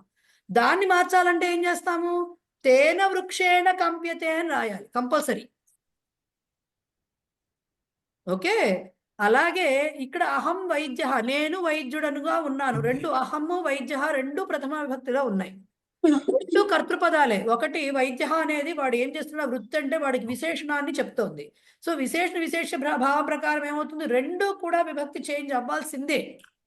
సో అహంకి మయా వచ్చింది, వైద్యకి వైద్యేన తృతీయ విభక్తి రూపం వచ్చింది. అస్మికి మనకి అస్ధాతు కర్మణి ఏంటి? భూయతే. కర్మణి అంటే భావే అనుకోండి, భూయతే. మరి అక్కడ ఏకవచనం, అదే ఉత్తమ పురుష క్రియాపదం ఎందుకు రాదు అంటే అది భావే కాబట్టి భావేలో కేవలం ప్రథమ పురుష ఏకవచన రూపం మాత్రమే వాడబడుతుంది, అందుకని భూయతే అని వస్తుంది. ఓకే, ఇప్పుడు అర్థమైందా సార్? ఏమో ఇంకా డౌట్ గానే ఉన్నారు ఆయన. మేడం అదే వాక్యం నేను ఇలా అర్థం చేసుకుంటా, అహం తీసేస్తానండి నేను. అహం తీసి అహం చెప్పకుండా వైద్య అస్మి అంటే అహం అనే కదా అర్థం. అంతే. వైద్య అలా కాదు, అస్మి అంటే వైద్యహాస్మి అంటే అహం, అంతే అంతే అహం అనే కదా అర్థం. అహం అర్థం తీసాను. అదే. ఇప్పుడు వైద్య అస్మిని నేను భావేలో చెప్పుకుంటే, కర్మల్ని చెప్పుకుంటే వైద్యేన భూయతే అంతే, అంటే తప్పలేదు కదా. తప్పలేదు. అహం ఉంది కాబట్టి అహం ఏమో అంతే మయా అయిపోతుంది అంతే. ఆటోమేటిక్. పోనీ అహం అనేది అక్కడ ఎవరు అనేది అంటే అస్మి వచ్చింది కాబట్టి అక్కడ వేరే లేదు, దారి లేదు. సహ వైద్య అస్తి అన్నాం అనుకోండి, సపోజ్ వైద్య అస్తి అనే దాన్ని మార్చాలంటే వైద్యేన భూయతే అనే రాస్తాం. కానీ భూయతే ఇక్కడ అని మనము రాయాలి, వేరే అంతే దారి లేదు. అంతే రాయాల్సింది. అక్కడ సహ వైద్య అస్తి అన్నాం, తేన వైద్యేన భూయతేనే రాయాలి, వైద్యేన భూయతే. అంతే రాయాలి. ఓకే. Okay, right. ఇంకా ఎవరికైనా డౌట్స్ ఉన్నాయా? నేను ప్రహేళిక చెప్పేనా? కొత్త వాళ్ళు కూడా సంకోచించకండి, ఏమో అడిగితే ఏమనుకుంటారో అనుకోక్కర్లేదండి. మాకు అందరికి చాలా భయంకరమైన సిల్లీ డౌట్స్ వస్తాయి. నాకు కూడా వస్తాయి. అప్పుడు తప్పులు కూడా చెప్తూ ఉంటా, మళ్ళీ కరెక్ట్ చేసుకుంటూ ఉంటా. కాబట్టి మొహమాట పడక్కర్లేదు, అడగచ్చు. రైట్. అలాంటి వాళ్ళు దెబ్బలాడినే మేము అడుగుతూ ఉంటాం. అలా ఏంటి సార్? మాలాంటి వాళ్ళని దెబ్బలాడినా అడుగుతూ ఉంటాం. మేడం ఇప్పుడు మూర్తి గారు సహసాకం సార్థం ఉపయోగించలేకపోయారని బాధపడుతున్నారు. అదే కదా, ఇంకోటి ఏదో చేశారు అక్కడ, చాలా ఈజీగా ఉందని చెప్పి తప్పులు చేసి వచ్చేసారు. అయిందా? వచ్చాయి మరి ఆ మంగళం. మరి సో ప్రహేళిక తీయండి ఒకసారి, ప్రహేళిక తీయండి. ప్రహేళిక అంటే పొడుపు కదా, మీకు తెలిసిందే కదండి. ఏం చెప్తారు? పర్వతాగ్రే రథో యాతి భూమౌ తిష్టతి సారథి చలతే వాయువేగేన పదమేకం న గచ్చతి. పర్వతాగ్రే రథం యాతి భూమౌ తిష్టతి సారథి చలతే వాయువేగేన పదమేకం న గచ్చతి.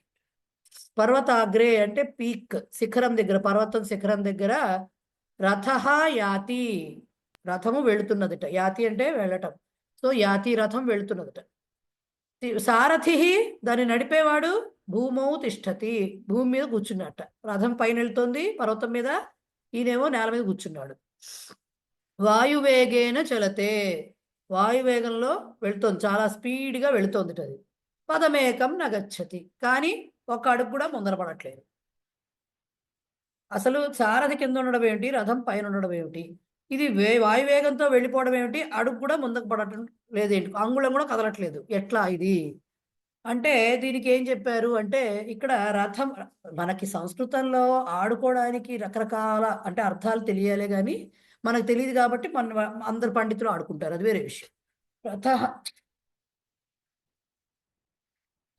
అనే శబ్దానికి చాలా రకాల అర్థాల్లో ఉన్న వాటిల్లో ఒక అర్థము కుమ్మరివాడి చక్రము. కుమ్మరి అంటే వాడు కుండలు చేసేవాడు, వాడి చక్రం ఎట్లా ఉంటుందండి, ఇలా రౌండ్గా తిరుగుతూ ఉంటుంది కదా, దాన్ని కూడా రథము అంటారు. సో ఇప్పుడు దాన్ని నడిపేవాడు ఎవరు? కుమ్మరి, కుండలు చేసేవాడు, పాటర్, రైట్. సో వాడు ఎక్కడ కూర్చుంటాడు? ఆ చక్రం ఇలా తిరుగుతూ ఉంటుంది. ఓకే, పర్వతం అంటే ఏంటి, దాన్ని ఒక చక్రం అంటే నేల మీద ఉండదు కదా, దాన్ని ఒక ఎత్తు మీద పెడతారు, దాన్ని ఒక కిందన ఒక బేస్ ఉంటుంది, దాని మీద ప్లేస్ అయ్యి అది తిరుగుతూ ఉంటుంది అట్లా. అది సో పర్వతం అంటే అది. దాని అగ్రము అంటే ఆ పర్వతాగ్రం, ఆ పీక్లో ఆ చక్రం ఉంది. ఓకే, ఆ చక్రం ఉండి అది తిరుగుతోంది. రథో యాతి, సారథి ఎక్కడ కూర్చుంటాడు, దాన్ని నడిపేటటువంటి కుమ్మరివాడు ఎక్కడ కూర్చుంటాడు? ఆ నేల మీద కూర్చుని కుండని ఇలా పట్టుకుని చేస్తుంటాడు, మట్టిని ఫామ్ చేస్తూ ఉంటాడు కుండ రూపంలో, రైట్. ఇది ఒక రకమైన స్పీడ్తో తిరగాలి, లేకపోతే కుండ ఫామ్ అవ్వదు. మరీ ఎక్కువ స్పీడు కాదు, అది తక్కువ, ఒక రకమైన ఒక స్పీడ్ ఉంటుంది, నిర్ణీతమైనటువంటి స్పీడ్, దాంతోనే తిరగాలి. సో చలతే వాయువేగేన, కానీ అది ఉన్న చోటు నుంచి ముందరకు ఒక అంగుళం కూడా వెళ్ళదు కదా, అక్కడుందో అక్కడే ఉంటుంది, అక్కడే గిరగిరగిరగిర తిరుగుతూ ఉంటుంది చక్రం.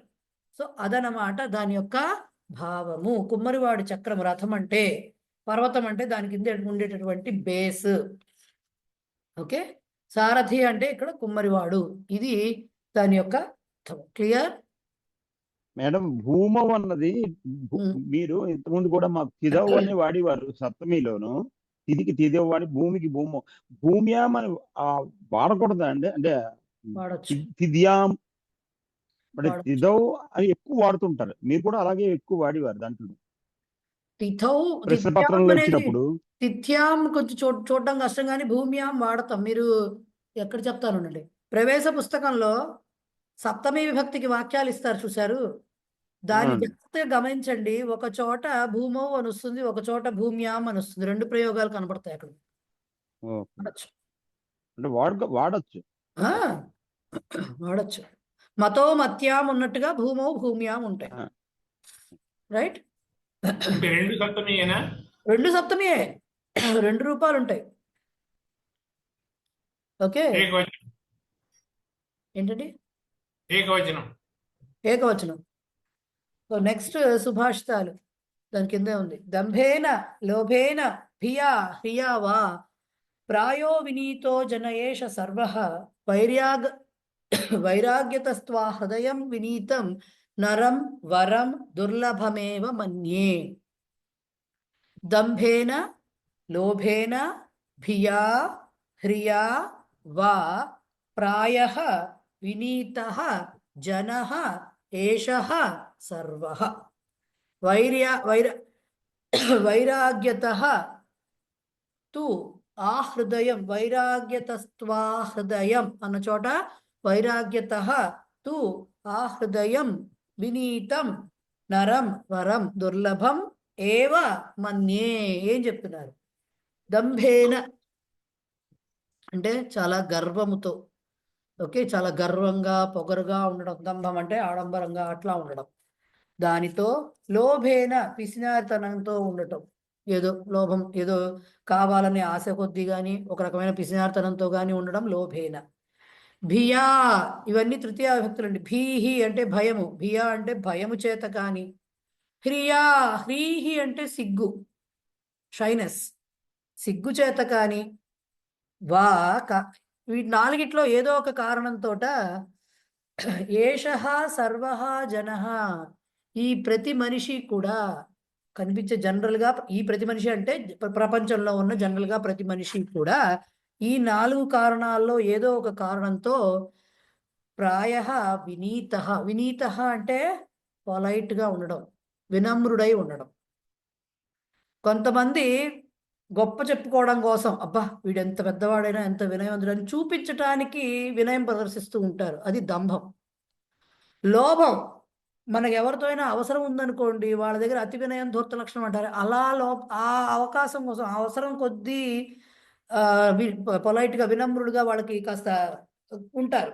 అలాంటి వాళ్ళు, అది లోభం. భియా అంటే ఏమో నలుగురిలో మాట్లాడడానికి భయము సిగ్గు, 2 కారణాలు. భయం, తప్పు చేస్తామేమో అనే భయం అవ్వచ్చు, ఏమన్నా తప్పు పట్టుకుంటారేమో, ఎందుకు వచ్చింది, కామ్గా మాట్లాడకుండా వినయంగా మనం ఉంటే మన పని ఏదో చేసుకుంటే పోతే, అలా కొంతమంది ఉంటారట.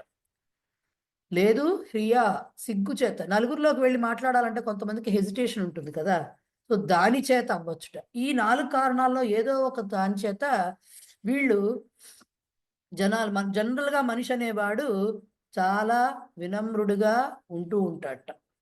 ఓకే.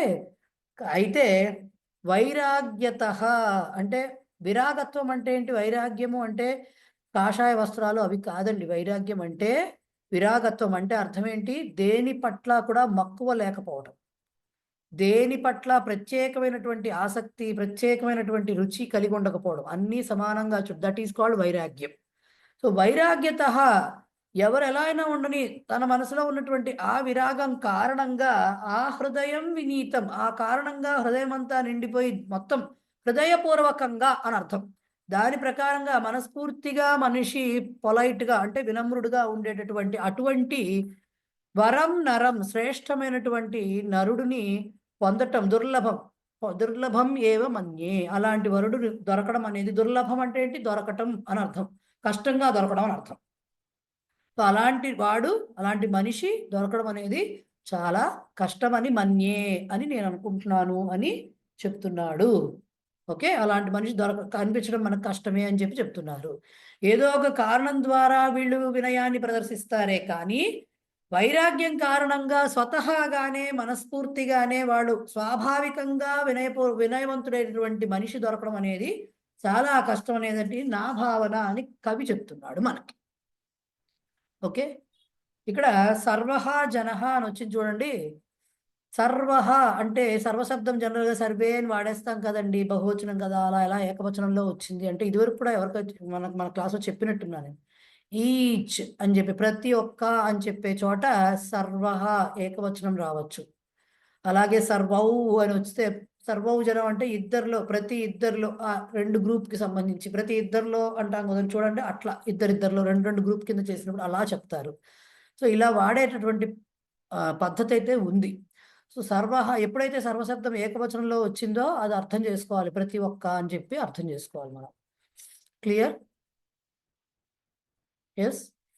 సో రెండో సుభాషితం యథా ఏకేన సార్ చెప్పండి, విజయ్ గారు చెప్పండి, అన్మ్యూట్ చేసుకుని చెప్పండి మేడం. అచ్చా, హ్యాండ్ రైజ్ చేయలేదా? ఓకే. యథా ఏ విజయ్ గారు మీరు ఏదో మాట్లాడుతున్నట్టున్నారు, అన్మ్యూట్ చేసుకోవాలి, మ్యూట్ లో ఉన్నారు. అది మ్యూట్ అయిపోయిందండి. లాస్ట్ 2 లైన్స్ నాకు వినపడలేదు, ఒక్కసారి చెప్తారండి? వైరాగ్యత, వైరాగ్యం నిండినటువంటి ఆ హృదయం, వైరాగ్యంతో కూడినట్టు దాని కారణంగా ఆ హృదయం స్వతహాగా మనస్ఫూర్తిగా మనఃపూర్వకంగా వినీతం అంటే పొలైట్ గా ఉండేటటువంటి, వినయవంతుడిగా వినమ్రుడిగా ఉండేటటువంటి వరం నరం శ్రేష్టమైన మనిషిని పొందటం అంటే అలాంటి వాడు దొరకడం దుర్లభమేవా కష్టసాధ్యము అని మన్యే అనుకుంటున్నాను. Okay right. యథా ఏకేన చక్రేణ న రథస్య గతిర్భవేత్ ఏవం పురుషకారేణ వినా దైవం న సిద్ధ్యతి. యథా ఏకేన చక్రేణ న రథస్య గతిర్భవేత్ ఏవం పురుషకారేణ వినా దైవం న సిద్ధ్యతి. యథా హి ఏకేన చక్రేణ న రథస్య గతిః భవేత్ ఏవం పురుషకారేణ వినా దైవం న సిద్ధ్యతి. ఏం చెప్తున్నారు? ఏకేన చక్రేణ ఒక చక్రముతో, ఒకే చక్రముతో, రథస్య గతిః యథా న భవేత్ రథము యొక్క కదలిక అంటే మూవ్మెంట్ అనేది, గతిః అంటే కదలిక, ఎలా అయితే ఉండదో గతిః న భవేత్ యథా న భవేత్ ఎలా అయితే ఉండదో అలాగే ఏవం అలాగే తథైవ అలాగే పురుషకారేణ వినా, పురుషకారము అంటే ప్రయత్నము, పురుష ప్రయత్నం, మానవ ప్రయత్నము, అది లేకుండా వినా అది లేక దైవం న సిద్ధ్యతి దేవుడు కూడా సహకరించడు. గాల్లో దీపం పెట్టి దేవుడా రక్షించంటే ఏ దేవుడు మాత్రం రక్షిస్తాడు వచ్చి? సో ఒక చక్రముతో ఎలా అయితే రథం ముందుకు సాగదో, రథం ముందుకు వెళ్ళదో, రథం నడవాలి అంటే 2 చక్రాలు ఉండాలి. సో అలా ఎప్పుడైతే అది ఉండకుండా ఒక చక్రంతో ఎలా అయితే ముందుకెళ్ళదో, ఇక్కడ మానవ ప్రయత్నం అనేది ఒక చక్రము, దైవానుకూలత అనేది ఒక చక్రము. ఈ 2 ఉంటేనే ఆ కార్యం అనేది సిద్ధిస్తుంది. ఇప్పుడు మానవ ప్రయత్నం లేకుండా కేవలం దేవుడే చేయాలి పనంతా అంటే అలా సిద్ధించదు, పురుష ప్రయత్నం లేకుండా అది సిద్ధించదు అనేది ఒక సుభాషితం యొక్క అర్థం. ఎస్, శివమాల గారు చెప్పండి. ప్రాయః అంటే ఏంటండి మీనింగ్? అది ప్రాయః బహుశః జనరల్ ఇన్ జనరల్ ఇలాంటి మీనింగ్స్ అన్ని వస్తాయి. ప్రాయః ప్రాయేణ అన్ని. విజయ్ కుమార్ గారు చెప్పండి. మేడం ఇక్కడ వినా అనేది మనం ప్రవేశాల ద్వితీయ విభక్తిలో వాడతాం అని చెప్పారు, ఇక్కడ తృతీయాలో వాడారు మేడం. మీకు చెప్పినవి చాలా బేసిక్ రూల్స్ మేడం. వినా ద్వితీయ తృతీయ పంచమి మూడిటితో వాడచ్చు. పురుషకారేణ వినా అనొచ్చు, పురుషకారం వినా అనొచ్చు, పురుషకారాత్ వినా అనొచ్చు. రకరకాలు ఉన్నాయి. మీకు ఒకటే చెప్పాను ఎందుకంటే ఒకటి ఫస్ట్ క్లియర్ గా వస్తే తర్వాత చూడొచ్చు. అక్కడ అలా చదివాం కదా అని ఇక్కడ ఇలాగా అని. మీకు బేసిక్ గా మీ అందరికి సిలబస్ లో చెప్పేవన్నీ ఇదే ఫైనల్ కాదండి. ఇది జస్ట్ రుచి చూపిస్తున్నారు అంతే. అన్ని దీంట్లో ఇంకా చాలా చాలా ఉంటాయి, చాలా రకాల అంటారు సవరణలు, ఇంప్రూవ్మెంట్స్ అన్ని చాలా ఉంటాయి. ఇది ఓన్లీ బేసిక్ స్ట్రక్చర్ అంతే. రైట్? So right. ఇంకెవరైనా ఉన్నారా? మ్యామ్ గతిర్ భవేత్ అనేది మొత్తం కలిపి చదవాలా, లేకపోతే గతిహి భవేత్ అని విడివిడిగా చదువుతారా? గతిర్భవేత్ అనే చదువుతారు. అది శ్లోకం కదా, ఛందోబద్ధంగా ఉండాలి. అది గతిర్భవేత్ అనే చదవాలి. మీరు పదవిభాగం చేసేప్పుడు ఎట్లయినా రాయొచ్చు. అంటే భవేత్ అనేది మనకి లింగలకారం రూపం కదా, అసలు దాని గురించి అని డౌట్ వచ్చి అడిగాను. ఉండొచ్చు. గతి భవేత్, అక్కడ సంధి కలిసింది, అటు విసర్గ సంధి అంటారు, అది ఇప్పుడు చదువుకుంటారు మీరు. దానికి దీనికి సంబంధం లేదు, సరే. అదే ఉంటుంది, ఇది ఇదే ఉంటుంది. కానీ రైట్, చదవడం మాత్రం గతిర్ భవేత్ అని కలిపి చదివేసుకోవచ్చు. అంతే. రైట్, ఇంకా మేడం వీటిలో సంధులు కూడా రాయాలండి. ఏంటండి? ఇక్కడ సంధికి ఏహే ఇచ్చారు కాదు, కదా. సంధి ఇలా అవసరం లేదు. సంధులు అడిగినప్పుడు అడిగితే అప్పుడు అంటే రాయాలి. ఏర్పడతాయని చెప్పిన ఐడియా కోసం ఇచ్చారంటారా? అంతే, ఐడియా కోసం మీకు. అంటే సంధులు వచ్చినాయి కదా కొన్ని, అందుకని విడదీసి ఇస్తున్నారు. సంధులు రాయక్కర్లా.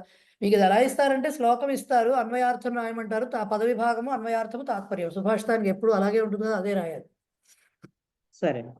ఇప్పుడు దేవనాగరి లిపిలోనే రాయాలా మేము మొత్తం? ఇక్కడ మీకు ఎలా ఇచ్చారు నోట్స్, టెక్స్ట్ బుక్ లో అలా రాయాలి. తెలుగు. ఓకే. మీకు టెక్స్ట్ బుక్ లో ఎలా ఇస్తే అలా రాయాలి. అంటే ఇప్పుడు నేను అలా కమిట్ అయ్యాను అనుకోండి, రేపు పేపర్లో వేరే రకంగా వస్తే నేనేం చేయలేను. ఒకసారి అలా కూడా అసలే మాతో చాలా జరుగుతున్నాయి అలాగే ప్రతిసారి. ఏం జరగవులేండి, ఇలాగే ఇస్తారు. Okay, right. సో ఇవాళకి ఇక్కడ ఆపేద్దామండి మనము. దీంట్లో ఒక చిన్న విషయం, పద సంగ్రహ అనే దాంట్లో ఏం చేశారంటే, మీకు లాస్ట్ టైం ఇచ్చినట్టుగానే ఇక్కడ కూడా 9 రూపాయలు ఇచ్చారు, పరిచయాలు కూడా ఇచ్చారు కదా. అట్లాగే అంటే సుభాషిత ప్రహేళిక వెనక పేజ్, ఒక్కొక్క వెర్బ్ తీసుకుని దానికి మీనింగ్ అండ్ దానికి సంబంధించిన 9 రూపాయలు ఇచ్చారు. ఫస్ట్ రూపం కర్తరి లట్, వర్తమాన లట్. రెండోది కర్మణి లట్. మూడోది భవిష్యతి లుట్. నాలుగోది తవ్య తనియర్. ఐదోది తా ప్రత్యయ రూపాలు. ఆరోది తవతు ప్రత్యయ రూపాలు. ఏడోది ఇప్పుడు శత్రు ప్రతిమ. అప్పుడు కూడా అనుకున్నాం కదా, ఈ 9 రూపాల్లో మీకు అన్ని వచ్చినాయి, ఇప్పుడు కేవలం శత్రు ప్రత్యయం రాలేదని. ఆ శత్రు ప్రత్యయ రూపాలు ఇప్పుడు మీకు వస్తాయి కాబట్టి మళ్ళీ కొన్ని వెబ్స్కి ఇచ్చారు. సో అవి అంటే ఈ వాక్యాల్లో రాయమని ఇస్తారు కదా, ఇప్పుడు అలవాటైంది కదా పరిచయాలు ఎలా ఇచ్చారో ఈ వాక్యాలు. సొంత వాక్యాల కోసమో దేనికో దానికి ఇవ్వడం అనేది జరుగుతుంది, లేకపోతే మ్యాచింగ్ కోసం వాడడం జరుగుతుంది. ఇలా పద సంగ్రహ ప్రతి దాంట్లో ఇచ్చారండి, ప్రతి లెసన్లో వస్తాయి 4 మనకు పరిచయాల లాగానే. అండ్ దెన్ అన్వయ రచన, అది ఇప్పుడు చెప్పను నేను, అన్వయ రచన పెద్ద టాపిక్. సంధి అన్వయ రచన నెక్స్ట్ క్లాస్లో చూద్దాము. దీని తర్వాత లాస్ట్కి సంగ్రాహ్య విషయాలు ఉన్నాయి. టైం ఎంత అయింది? సంగ్రాహ్య విషయాలు ఉన్నాయి, ఇది కూడా నేను తర్వాత చెప్తా. దీనికి కూడా ఏం చేస్తారంటే, మనకు అప్పుడు శిష్టాచారమో ఏదో అనుకుంటూ ఒకటి చెప్పేవాడు కదా, శిష్టాచారమైనా చెప్పింది పరిచయాలు మనకు ఒక శ్లోకం చెప్పేవారు. అట్లాగే ఇక్కడ ఒక శ్లోకాలు చెప్పి ఒక్కొక్క దాంట్లో ఒక్కొక్క టాపిక్ కవర్ అవుతూ ఉంటుంది, అలా ఇస్తారు. అవి కూడా మనం నెక్స్ట్ క్లాస్ అంటే గురువారం క్లాస్లో చెప్పుకుందాం. రైట్, ఫస్ట్ క్లాస్కి ఇంత చాలు, సెకండ్ క్లాస్లో చెప్పుకుందాం. ఎస్ దివ్య చెప్పండి. అన్య మొదటి సుభాషితంలో వైరాగ్యంతో అని ఇచ్చారు, అంటే అది తృతీయ కింద తీసుకోవాలమ్మా అక్కడ. అంటే ఒకటమ్మా, ఇప్పుడు ఒక నిమిషం, ఇప్పుడు సంస్కృతంలో ఒక రకమైన విభక్తి రావాల్సి వస్తుంది, ఒక రకమైన ప్రయోగం ఉంటుంది. దానికి యాజ్ ఇట్ ఈస్గా తెలుగులో అదే విభక్తితో చెప్పుకోవాలనుకుంటే మనకు అవదు, అంటే అర్థం సరిగా రాదు. అందుకని ఇప్పుడు దీనికి వైరాగ్యంతో అని చెప్పొచ్చు, వైరాగ్యం కారణంగా అని కూడా చెప్పుకోవచ్చు. తహ అనే దానికి అన్ని మీనింగ్స్ వస్తాయి. ఓకే, వైరాగ్యాత్ అని చెప్తే నీకు అదో రకం పంచమి కంపల్సరీ. వైరాగ్య తహ అని చెప్పారు కదా, ప్రత్యయ రూపం అది. సో ఏమవుతుంది ఇప్పుడు, వైరాగ్యంతో అంటే అర్థం ఏంటి, ఆ రీజన్ అదని కదా అర్థం, వైరాగ్య కారణేనా అని అర్థం, అందుకని తో అని ఇచ్చారు. ఇప్పుడు మీకు పరిచయాలు గుర్తుంటే మహ్యం ఆవశ్యకం, మామ వదతు, ఇలా చెప్పారు కదా, అన్నిటికీ నాకు ఉంటుంది ఆన్సర్, కానీ ప్రయోగం మనకు సంస్కృత పరంగా భాషాపరంగా విభక్తి వేరుగా వస్తుంది. రైట్, అర్థమైందా? అర్థమే. ఇంకొకటి నరం అని ఉంది కదమ్మా, మనిషిని అని, దానికి ముందున్న వరం, వినీతం, ఆహృదయం, అవన్నీ విశేషణాలు వస్తాయి మనకి. అంతే. అందుకు ద్వితీయ.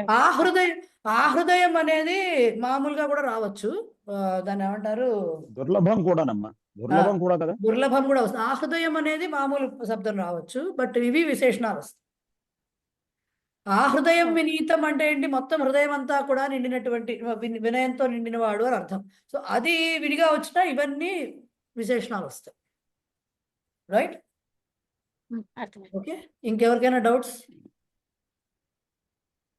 ఇంకెవరికి లేవు. పూర్ణ మాధవి గారు జాయిన్ అయ్యారా అండి?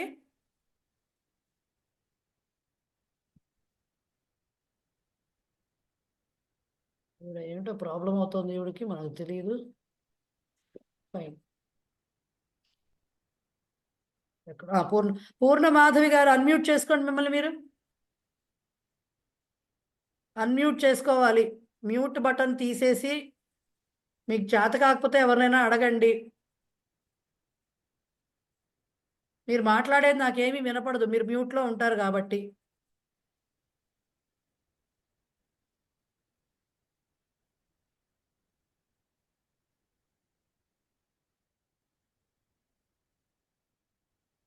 ఆవిడ క్లాస్ బిగిన్ అయినప్పటి నుంచి లాగిన్ అవ్వడానికి ట్రై చేస్తున్నారు, ఆవిడకి రావటం లేదు బాబు. అన్మ్యూట్ చేయండి సార్, కొంచెం సార్ మేడంకి తెలియట్లేదు. అన్మ్యూట్ బటన్ ఉంటుంది.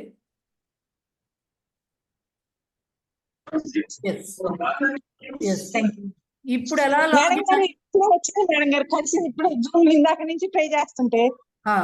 నో ప్రాబ్లం, మీరు కంగారు పడిపోకండి. ఇప్పుడు ఎలా లాగిన్ అయ్యారో ప్రతిసారి అలాగే లాగిన్ అవ్వాలండి. ఈ క్లాస్ రికార్డింగ్ వస్తుంది. ఫస్ట్ క్లాస్ రేపో ఎప్పుడో వస్తుంది. వచ్చినప్పుడు నేను గ్రూప్ లో పెడతాను, అది విని ఫాలో అవ్వండి తర్వాత క్లాస్ కి. అలాగే మేడం గారు. సరే, మీరు కంగారు పడిపోకండి. వచ్చింది మేడం గారు. లేదు వస్తుంది, కంగారు పడకండి. ఓకే అలాగే. ఓకే, ఇంకెవరికి ఏ డౌట్స్ లేకపోతే ఇక్కడతో క్లాస్ ముగిద్దామండి. ఓకేనా? ఓకే. ఏకతా మంత్రం మల్లీశ్వరి పాడతారా? ఎవరు పాడుతున్నారు ఏకతా మంత్రం? మల్లీశ్వరి పాడేసండి. అలాగేనండి. ఏకతా మంత్ర యం వైదికా మంత్రదృశః పురాణాః ఇంద్రం యమం మాతరిస్వానమాహుః వేదాంతినో నిర్వచనీయమేకం యం బ్రహ్మ శబ్దేన వినిర్దిశంతి తైవాయమీశం శివ ఇత్యవోచన్ యం వైష్ణవా విష్ణురితి స్తువంతి బుద్ధస్తథార్హన్నిధి బౌద్ధ జైనాః సత్శ్రీ అకాలేతి చ సిక్ఖ సంతః శాక్తేతి కేచిత్ ప్రకృతిః కుమారః స్వామీతి మాతేతి పితేతి భక్త్యా యం ప్రార్థయంతే జగదీశితారం స ఏక ఏవం ప్రభురద్వితీయః ఓం సర్వే భవంతు సుఖినః సర్వే సంతు నిరామయాః సర్వే భద్రాణి పశ్యంతు మా కచ్చిద్ దుఃఖభాగ్ భవేత్. ఓం శాంతి శాంతి శాంతి. ధన్యవాదాः మహోదయి. ధన్యవాదాలు. సరే, ధన్యవాదాలు. మళ్ళీ గురువారం మధ్యాహ్నం సేమ్ టైం కి క్లాస్ ఉంటుందండి. రైట్? నమస్కారం. ధన్యవాదాలు మహోదయ. ధన్యవాదాలు మహోదయ. ధన్యవాదాలు. ధన్యవాదాలు. ధన్యవాదాలు.